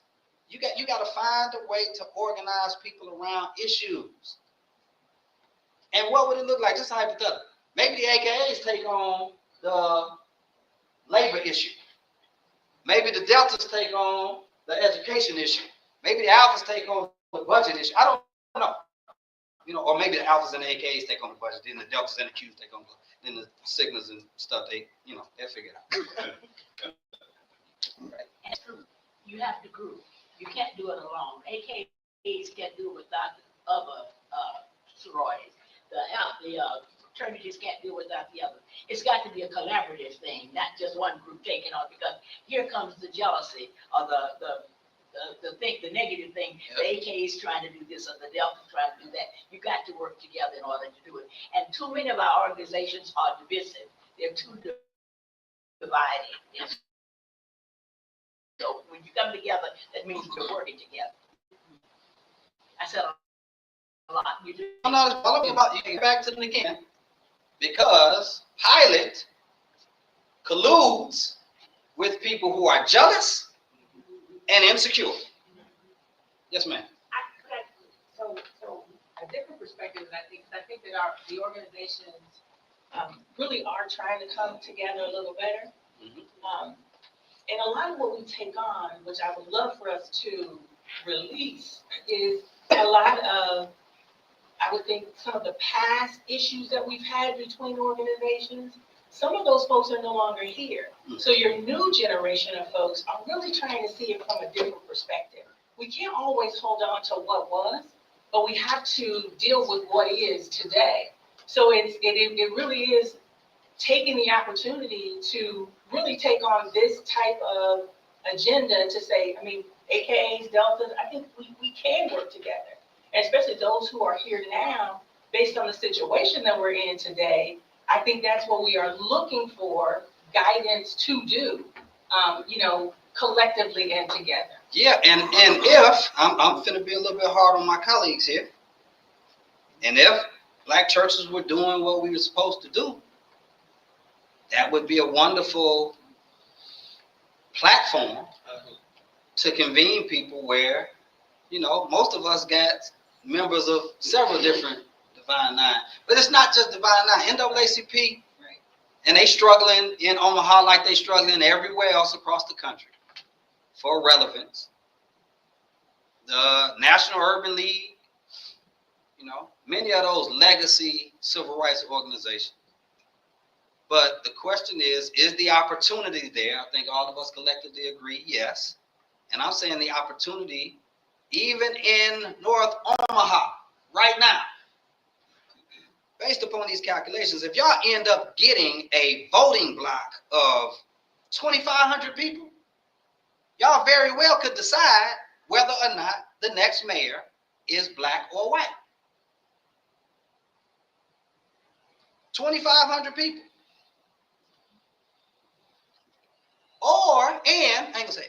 And even if the mayor is white, you, with your 2,500, could have that mayor on the hook for doing these things on your agenda. Because when they see that you have that block, they not going to let it go without engagement. And then when they call the meeting, they don't get to set the agenda. You do. That might just be 7, 8, 10 churches. Or it might just be a couple chapters. And look, it's short order. I got less than a month. Even if it don't work this time, what if it's building momentum for the next one? We earlier talked about Project 2025. Most folks only learned about it within the last year, but they've been working on that thing for 50 years. No joke. Funding that thing for decades. Inch by inch, piece by piece, block by block, brick by brick. And another thing that I like to look at in our elections, you don't look at a person because he's black or white. And I know we'd like to have black mayors and black leadership. I don't need that. That Yes, you do. me. All right. You heard your voice enough. Yeah, because I think I projected it. Thank you, sir. You got to look at what that agenda is coming from. What is in the mindset of that individual that's running? Some people run for political reasons. He's a Democrat. Are you Republican? We vote Democrat and Republican. And I think that's what has happened to our country today. We're voting because we're all Republicans, or we're not Democrats. That is the dividing thing that we had there. Some people vote because it's a job. That we need new housing. We need to work on our poverty area. We need to do all that. And then some people run for making a difference. I look at a preacher and a political candidate. on what do you want to do? How are you going to make a difference in our people, in our community, totally, whether you're black or white? And I think if we look at it in that area, we'd have a lot of more respect, because a lot of black people get in there and they can't do nothing. And we can't do nothing because our hands are tied. Yeah. Before you pass that off, hold on. Say some more about our hands being tied. Our hands are tied because we don't run nothing. We have no power. Yeah, there you go. There you go. That's Y'all heard that? We don't run nothing. We don't have no power. Now, a lot of this has been me saying we have more power than we think we have. Right. That is not to dispel Right. what she said, because it's true. In Memphis, they say black folks in position, white folks in control. Amen. Like, It's sat by the door. the question would be, though, why is it that we have black folks in position but not in control? And it's generally because we have not cultivated the consciousness of the person who's going to be in the position to let them know when you get access to that power, you're supposed to make us feel it. Amen. Feel it. And so we think it's the politics. It's really not. Y'all can see this right now with Trump and Elon Musk. You know Trump ain't really running nothing. Right. He's taking his cues from the people who put him there. Yeah. But we don't think we could put people there. And a lot of times we think it's about money. I experienced this. I was floored. Every county commission district in Shelby County, Memphis is in Shelby County. Memphis is actually 80% of Shelby County. Every county commission district in Shelby County has approximately 75, 80,000 people in it. Sister One, District 7, that's the position, not Tammy Sawyer, but her predecessor, which is always her predecessor. Sister Henry Brooks, she won it. She spent, I met with her after the election because she shocked us. She won it. I said, if you don't mind me asking, how much did your campaign spend? $7,500. Y'all ain't listening to me. Yeah. McCruel can cut a check for $7,500 right now.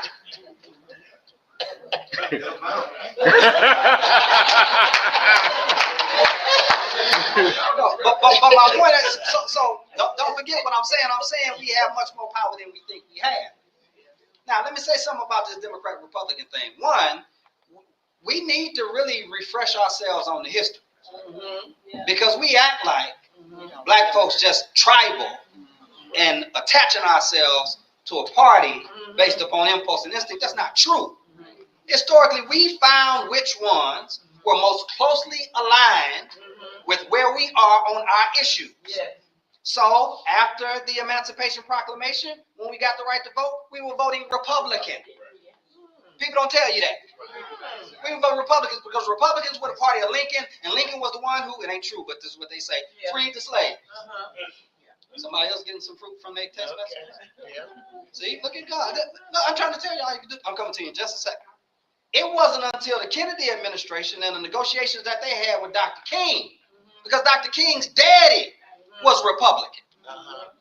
They switched over because the Democratic Party, which used to be the Dixiecrat Party, shifted, not much different than you see the Republican Party shifting into the Tea Party and the extremists and stuff like that. And there was something most of us, raise your hand if you ever heard of the Freedom Democratic Party. Show of hands. Show of hands. Look around. No, hold your hand up because I need, look. Now, show of hands if you've never heard of the Freedom Democratic Party. And you see this cuts across ages, right? Freedom Democratic Party, that's Fannie Lou Hamer. Mississippi Democratic Party. They were the ones who pushed the Democrats into that posture that ended up being the JFK, LBJ, civil rights, voting rights, all of that. Y'all know Fannie Lou Hamer was arguably the most fierce voting rights advocate and activist in the country's history. One more tidbit. Oh, by the way, what inspired Fannie Lou Hamer to do her voting rights stuff was a sermon by James Bellamy. Tell these preachers they need to keep preaching. They just need to stop preaching that stupid stuff. We need preaching. We just need preaching that inspires our empowerment and emancipation and not our exploitation. Come on, sow your seed, get your break. That sort of stuff. Shut the doors. Shut the doors. Right? Like, you know. One more thing, because I need us to understand how you cultivate the consciousness of the people who end up in those positions. And if all things are fair, yeah, black and white really don't matter. You got your agenda, but I'm gonna say if all things equal, bet on black. Okay? But let's be honest, all things ain't equal. 90% of the time, the person who most likely aligns with our interest is the person who looks like us. Don't be ashamed of that. That's just the truth. And if folks in power wanted to change it, they would change it. They don't. If I had time, I'll walk you through. When people talk about it don't matter what Jesus's color was, well, why do white folks paint him white? He ain't white. And if it don't matter, tell them put a black one up in their church. Because some of y'all got white ones up in y'all. Yeah. Hold on, brother. But I want to talk about this last little example, then I'm coming to my sister right here. How many of y'all ever heard the name A. Philip Randolph? A. Philip Randolph is having a conversation with Franklin Delano Roosevelt. A. Philip Randolph is running off a list of things he needs FDR to do. He's sharing the agenda of the labor organizers. We need you to do this. Here's what FDR says to him. You're right. Now go out there and make me do it. Here's where we really fallen off. Right. We think electoral politics is the ceiling of civic engagement, but it's the floor. The least you could do is get up and vote for somebody. That's the least you could do. Whoever is in there, if you organize around your agenda well enough, you can make whoever is in there do what you need to do. And I'm saying that power lies in this room right now. And it's starting to show. Matter of fact, if we be here till 3, y'all might have a room packed up. Yes, ma'am. When you were talking about black folks having power, we do have power. The problem is we don't hold our power together. We don't stick together in our power. And somehow or another, you mentioned the issue and the individual. Somehow or another, we come together and focus on the individual instead of the issue. And it's still kind of like you can notice that slave mentality, that when some black people get in power, then they kind of forget about the rest of the black people who put them in power. But the thing that I've noticed that we will not stick together. We do a lot of talking, but when it comes to walking together, we start focusing on the individual instead of the issue. And so I think when you brought that up about the issue, the individual and the issue, that's a lot of the problem. We'll talk about the issue, but when it comes to the poll, we don't focus on the issue. We would put our power together. We have awesome power. But when it comes to the rubber meeting the road, then we kind of back up. Beautiful. 2 things, because I generally agree with you. It's 2 things in terms of like subtle little nuances that I think are critically important. So 1, I was at a city council meeting in Memphis a couple weeks ago, and I can't remember why I was down. There was something that was happening, and I wanted to make sure I observed. And it was packed full of white folks in the center. And what was happening was they were trying to get an ordinance so that they could put a gate up on a public street in a white community. And let's say there was 100 people there, 100 white folks there. 60 of them on one side saying they want it, 40 of them on the other side saying they didn't. I leaned over to my guy and said, man, I love to see white folks fight. I'm bringing that up because we think we're divided and they're unified. That ain't true. They divided too. You know, you can look around right now. Bernie Sanders white. Is he in alignment with Mitch McConnell? No. No, they fight all the time on the Senate floor. You know, Lindsey Graham. You think he just like the senator from Arizona? No. So part of the myth is this notion that all of us have to agree all the time or we so divided. That ain't true. Like, we are human. We are diverse in our ideologies and many of our experiences. And so there are going to be things that we don't agree on. But having an agenda helps to unify us at least on some stuff. Now, the other part about when we get in those positions, when we have organized well enough, whoever is in that position knows and understands they have to respond to the things they committed to us. That's why I told you, you can organize right now, and whoever becomes the mayor is going to be on the hook for executing whatever agenda you put before them. But what tends to happen is, soon as the election is over, we say, y'all got it from here. We sure enough did that with Obama. The Tea Party, y'all know this little tidbit of political history? Y'all have heard? So Obama gets elected in 2008. He has what they call a supermajority. Democrats run the House, Democrats run the Senate, Democrat in the White House. In 2 years, in 2010, the turnout got so low that the Democrats lost the House and the Senate. So he no longer had power to execute anything. And guess what the Republicans said the day they won it? In 2010, our number one priority is to make sure he's a one-term president. Now, they didn't succeed at that technically, but they cut him off at the knees because many of us fell asleep at the wheel. And there's voter suppression stuff.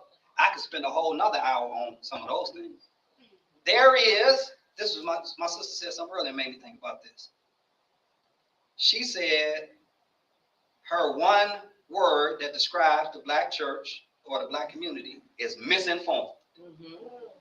We are so uninformed, misinformed, uninformed, and that is by design, and people have preyed on it and exploited it. Because I learned we don't have a voter registration problem. We got a voter education problem, which leads to a voter engagement problem, which leads to a voter turnout problem. People ain't turning out just because you gave them a registration card. No. And I'll tell you how I know. Because there are people in all of our churches who are politically ignorant or illiterate. Don't know some of the basic stuff. And this ain't me throwing shade. This is me talking about the social and political reality so that your theology is relevant. We did a session one time in my church. The sister from the community came through, and we were walking through. It was a voter empowerment symposium. We were walking through the ballot. So what we did was there was a election coming up. We put the whole ballot on the screens, and we walked through seat by seat. Okay, this is what this person does. This is what they blah blah blah. You know, do it. And I said, look, and if you don't feel like you know who to vote for in that space, leave it blank, because people play on name recognition. And you don't know them, but you think since you saw their name, you just gonna go. And then I told the sister, I can't leave it blank. I said, why not? She said, because it'll nullify my whole ballot. I said, no, it won't. She said, I've been voting for 40 years, and I never knew I could leave a slot blank. Do you know how many times she probably voted for somebody she didn't know? Right. Just because she saw their name? Yeah. Our people, misinformed, ill-informed, uninformed. Voter education problem. And you know how many people get registered and they excited, but ain't nobody from the AKs, the Alphas, the Qs, the Sigmas, the Kappas following up with them. They got registered 6 months ago, ain't heard nothing, don't know nothing, just see stuff on TV and feel like, I don't know who to vote for. I ain't going up there. They ain't gonna. and just sit at home. And so I'm saying we can reclaim and reconstitute our power. If there was more preachers in here, I would just talk much more theologically. But look, for those of us who are in here, all of us can do this.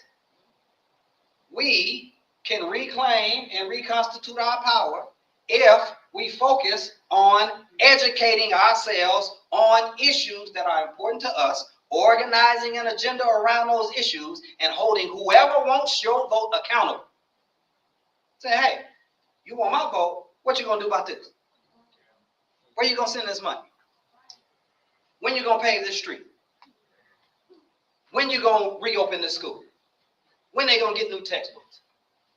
And now, the education part is important because sometimes we get people in the crosshairs about things that ain't under their jurisdiction. And there's nothing worse than trying to call somebody out on something and it ain't really their responsibility. So related to the Darius Stewart shooting, we started doing these series of protests. One of the biggest protests we talked about all across the country. 2016, we shut down one of the bridges in Memphis. And I say we, even though I wasn't really in on the organization part of it, here I go trying to support the folk, go down there and take me some pictures. And all of a sudden, hey, Pastor Earle, we so glad you're here. Come here, you need to go here. Okay. And then before I know it, I'm on the bridge negotiating with the police director and some of the advocates on how to get us off the bridge without nobody getting arrested. The compromise was that the next day we would gather together and have a panel. And had I known then what I know now, I'd be like, nah, you ain't getting us together in less than 24 hours. We need time to organize and strategize. But we didn't, we conceded, said we would go. We go the next day, and it's an event fest. Mayor's up there, the interim police director, me, some other advocates, organizers, pastors of the church that was there, all of that, and folks just throwing stones at the mayor administration. And some of it was spot on. And the sister, I'll never forget this. I remember clear as day. She was on this side. We were facing this. She was on this side. She stood up. She started going in on the man and started talking about, because, see, you the reason black folks is 3/5 human in the Constitution. I was like, I'm feeling girlfriend's pain and anger and angst, but I'm like, did you think you're a Supreme Court justice or something? He don't got nothing to do with Constitution. Now, the city constitution, maybe even then, not really, but that's why it's so important. Because that's a high-profile moment. The eyes of the city were on us. And in a lot of ways, the eyes of the country was on us, trying to figure out what was going to happen. The day after, they were calling it the Memphis model because we were able to get everybody off the bridge with no arrest. They didn't understand what kind of went on behind some of that stuff. But my point is, when you end up with an opportunity like that, you need people who are educated politically. And just because you got a degree don't mean you educated politically. You'd be surprised how many times I have been called into the principal's office because of parents' complaints about what I have taught in my classroom. Mm-hmm. I wouldn't be surprised. I mean, just of subjects, even teaching them the national Negro anthem. Yep. All of the history, when teaching music, even teaching them the songs about slavery, yep, and being able to sing those songs to them. Parents would call and complain about my teaching. And this is why I'm saying we cannot teach those subjects. We cannot get off of the subject matter. And then when they integrated the schools, they divided us up. And teachers can't teach, black teachers cannot tell the black kids what they need to know about their history. They integrated our schools, but y'all know we never integrated our churches. That's right. Okay? Y'all know that, right? Right. And as I understand it, now I don't know how much longer this is going to be true. The churches can teach whatever we want to teach. And what we know to be true in times past, and in some ways it's still true in times present. Teachers were not just teaching English at the middle school, they were teaching Sunday school. That's right. I can't hear nobody talking to me. I can't get no help up in here. So we still got the opportunity to do the teaching. I have political education stuff at my church all the time. Up to Vote 901 is ran out of Abyssinian. through our 501c3 from a technical standpoint, from a content standpoint, it's all day, every day. We can still do that. You said something earlier, I'm glad you said a lot earlier. You see, I keep coming back to what you said earlier. Because I feel like this is valuable and important.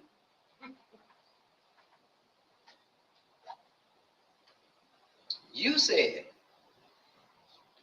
you didn't teach your children some of that stuff.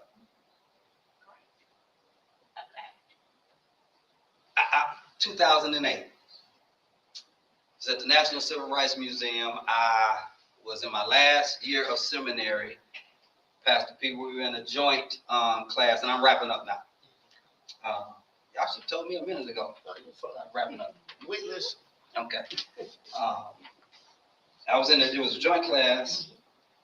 People in Memphis Theological Seminary where I was, and then people in the Rhetoric and Communication program at the University of Memphis where I ended up getting my PhD. So we had a joint class on the Rhetoric of Dr. King. So appropriate for this moment, I think. Rhetoric of Dr. King. And so we turned our papers in. They wanted us to do a symposium at the National Civil Rights Museum to commemorate 40 years from Dr. King's assassination. And so they had a panel discussion with some of us talking about our papers. My pastor did because he was in the PH.D. program at the time. Frank Anthony Thomas was doing his PH.D. on the Rhetoric of Dr. King. It's called the Rhetoric of Hope at the time. He did the morning address, and the evening address was done by now the late, great Maxine Smith. Maxine Smith was the president of not just the NAACP. You may have heard of Maxine Smith before. She was president of the NAACP chapter in Memphis, which I think is the oldest NAACP chapter in the South. Maybe in the country, I don't know, like Earle or something like that. But she was also the executive director of the Southern Christian Leadership Conference, SELC.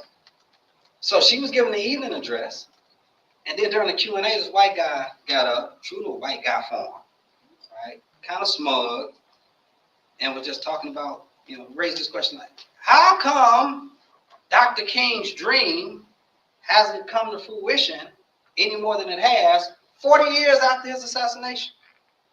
Maxine Smith said something I had not heard anybody in her generation say. I feel like I just heard somebody else say something similar the other day, but it's slipping my mind who it was. She said, part of it is my generation's fault. You could hear a pin drop in there. She said, we got a little bit too comfortable with a Cadillac in the driveway, a house on the hill, and some steak and potatoes on our plate, and we forgot to tell the story of the struggle. So part of the reason more people aren't in here right now is because some of us forgot to tell the story of the struggle. And maybe what we need is some fireside chats with our nieces, nephews, daughters, sons, grandchildren, and say, hey, I ain't never tell y'all this, but I remember when. Because as I stated yesterday at the Reef Land, we've been granted and given this mantle, but it seems like we've lost it or left it behind. Just stop talking about it. And then most of the young people, they can say, we've been arguing for the last 10, 15 years on whose fault it is that the baton got dropped. Y'all should have ran faster when you handed it off. Nah, y'all should have reached back. Y'all kept running before we even got all of that stuff. And then, I know that's my time to close. No. I know my cue. And so I do think it's our opportunity to share that story instead of sitting up there arguing over who dropped the baton. Pick it up. Tell the story. Organize. I believe that's what I'm saying to y'all. North Omaha has the power to decide the future of the city. District 2, I don't even know the parameters. I just looked at the number. District 2 has the opportunity to set the trajectory of the city, to make some history, to shape the future. And if you can mess around and get 10 of these Negro churches together and cultivate an agenda, then my living will not be in vain. Thank y'all.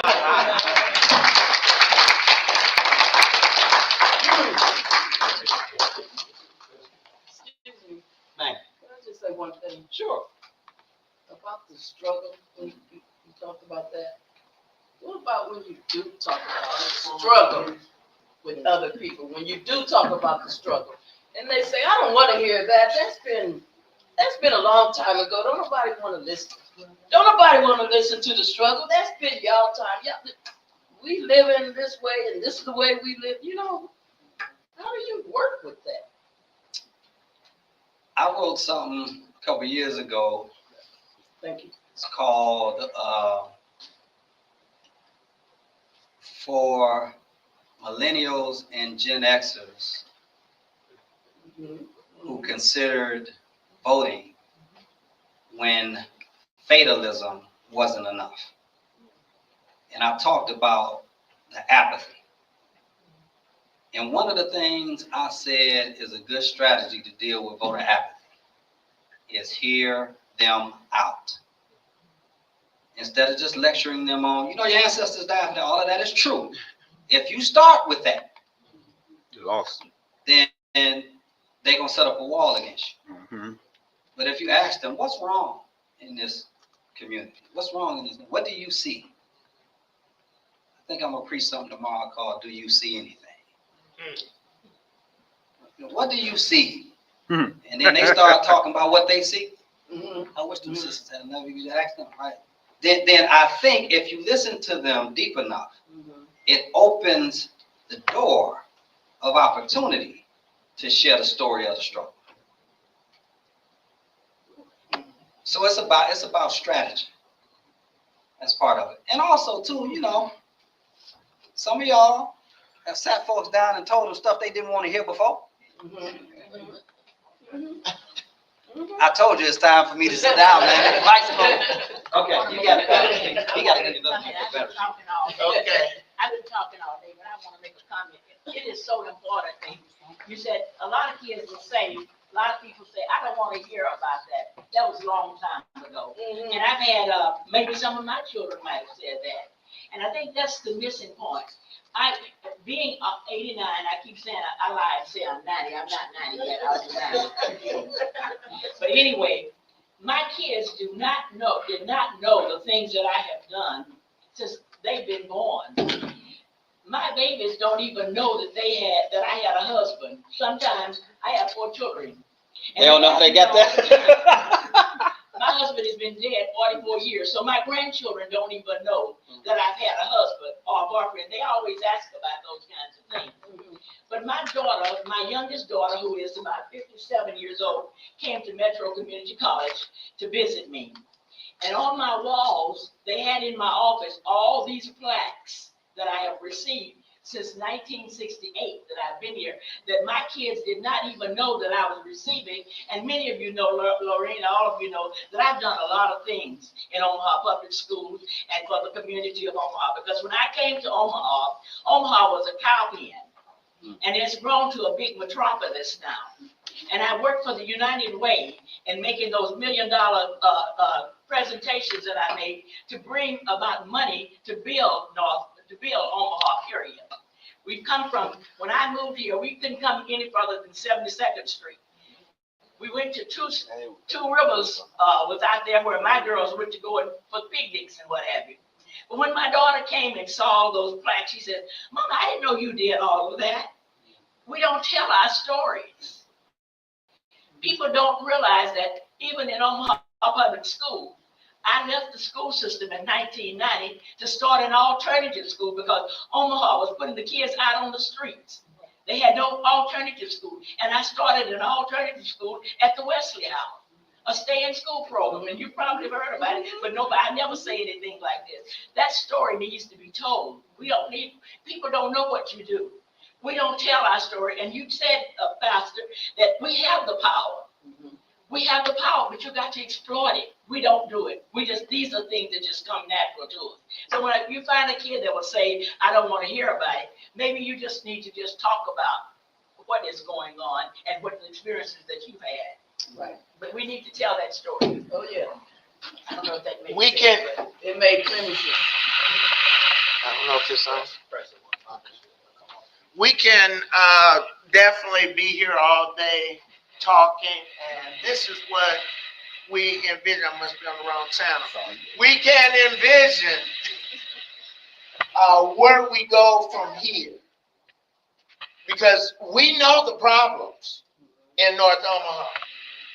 We know the division, but we also know what some of the solutions are to make the change. And today was to get us talking, to let us know that we do have the power, and that's why we brought Reverend Dr. Fisher back in, so that we can continue the conversation when he challenged us in January, that now in April, we got to continue to move forward. He knew about the election. Yes, he knew. No, I was sitting in between y'all in the conversation. But the conversation was had either way. And so often we take what other people who are in power say to us, and we think that what they say is the law, and we just talk among ourselves what we don't like. Now is the time to bring about change. When we talk about making a difference, we can make a difference. So we thank you again for the second challenge. Now this time we've got to come together to do the work. There are many organizations here in Omaha that are doing the work, but with this election coming up, I'm so happy he said voter registration. That's all we be pushing. But if you registered the people and you ain't getting them to the poll, then you just registered the people. It's the numbers that go and cast the ballot, because it's the number of votes that a person receives that gets them elected. So when we saw the numbers on Wednesday morning, some of us was probably trying to scratch our heads the same way we talked about why 9 people in one election, when we know that we spent a whole lot of money, or they spent a whole lot of money trying to name it. Now it's down to 2. How are we going to mobilize the vote in these elections? We're not just concerned about District 2, even though we're in North Omaha, and most of us might not live in District 2. But you cannot tell me, or I can say equivocally, that at Clare, and I was waiting for the numbers, but most of our people work. So at the time that they did the poll, we had not been to the polls to cast our ballot. But we know that the election was still going on. And whatever your city council person is, you still have the power to say something to that person. And look at how they're voting. Even how they vote about what happens in North Omaha. So, and city council meeting is strategically at 2 p.m. in the afternoon when you at work. Mm-hmm. So how can we go to voice our opinion or to be present? But then as preachers, we got to make our time to make sure that we are present. So change the law on what time? Well, you'll change the law when we recognize our power. Mm-hmm. And step it up to say we want to change this time. So I hear you. So as we move forward, we thank you for coming today. This is just to whet your appetite. As we pass the baton on to you, if you dropped it, it doesn't matter. We're picking it back up. And for those of us that we got the pink print, we know that we got to pass the baton. So, my sorority sisters, we say we're ready. We're going to accept this challenge and move forward. And when you hear us say a meeting, if you are so decline and then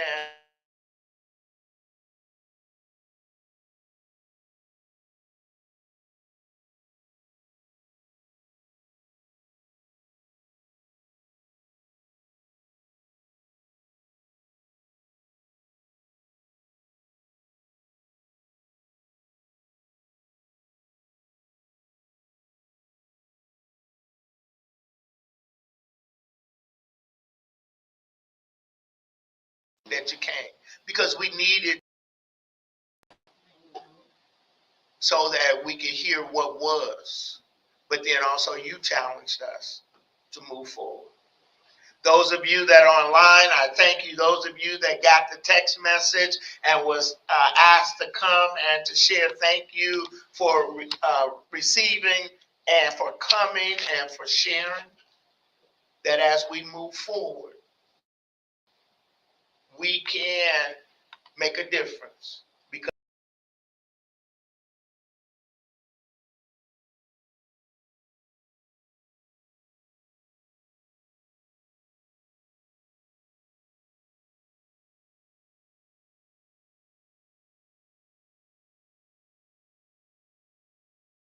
thank you for coming today. Thank you, Mr. Chairman, Reverend McCrew of the Martin Luther King Jr. Committee for your work, and even for your committee. Have to give a shout out to Reverend Neal, who worked on the wreath laying ceremony yesterday and got all of the participants there, and even made sure that y'all had some continental breakfast this morning.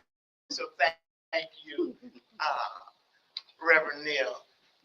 Thank all of the members for coming. Want to thank Gamma Beta sorority of Alpha Kappa Alpha sorority, the undergrad chapter, for coming to serve as our hostesses and volunteers for helping us, and even for Zaria Dunbar for giving her voice to this conversation, a young voice. And so hopefully we've heard and we are willing to move forward. So thank you for spending the morning and the afternoon with us. God bless. All right. Oh, you got a question? He's preaching at St. John Baptist Church tomorrow. Yeah, he's preaching at St. John. He's preaching at River on 16th and 3912 North 16th, and that's the old YMCA. Where commercial aims and commercial, it merges and goes right there. What time?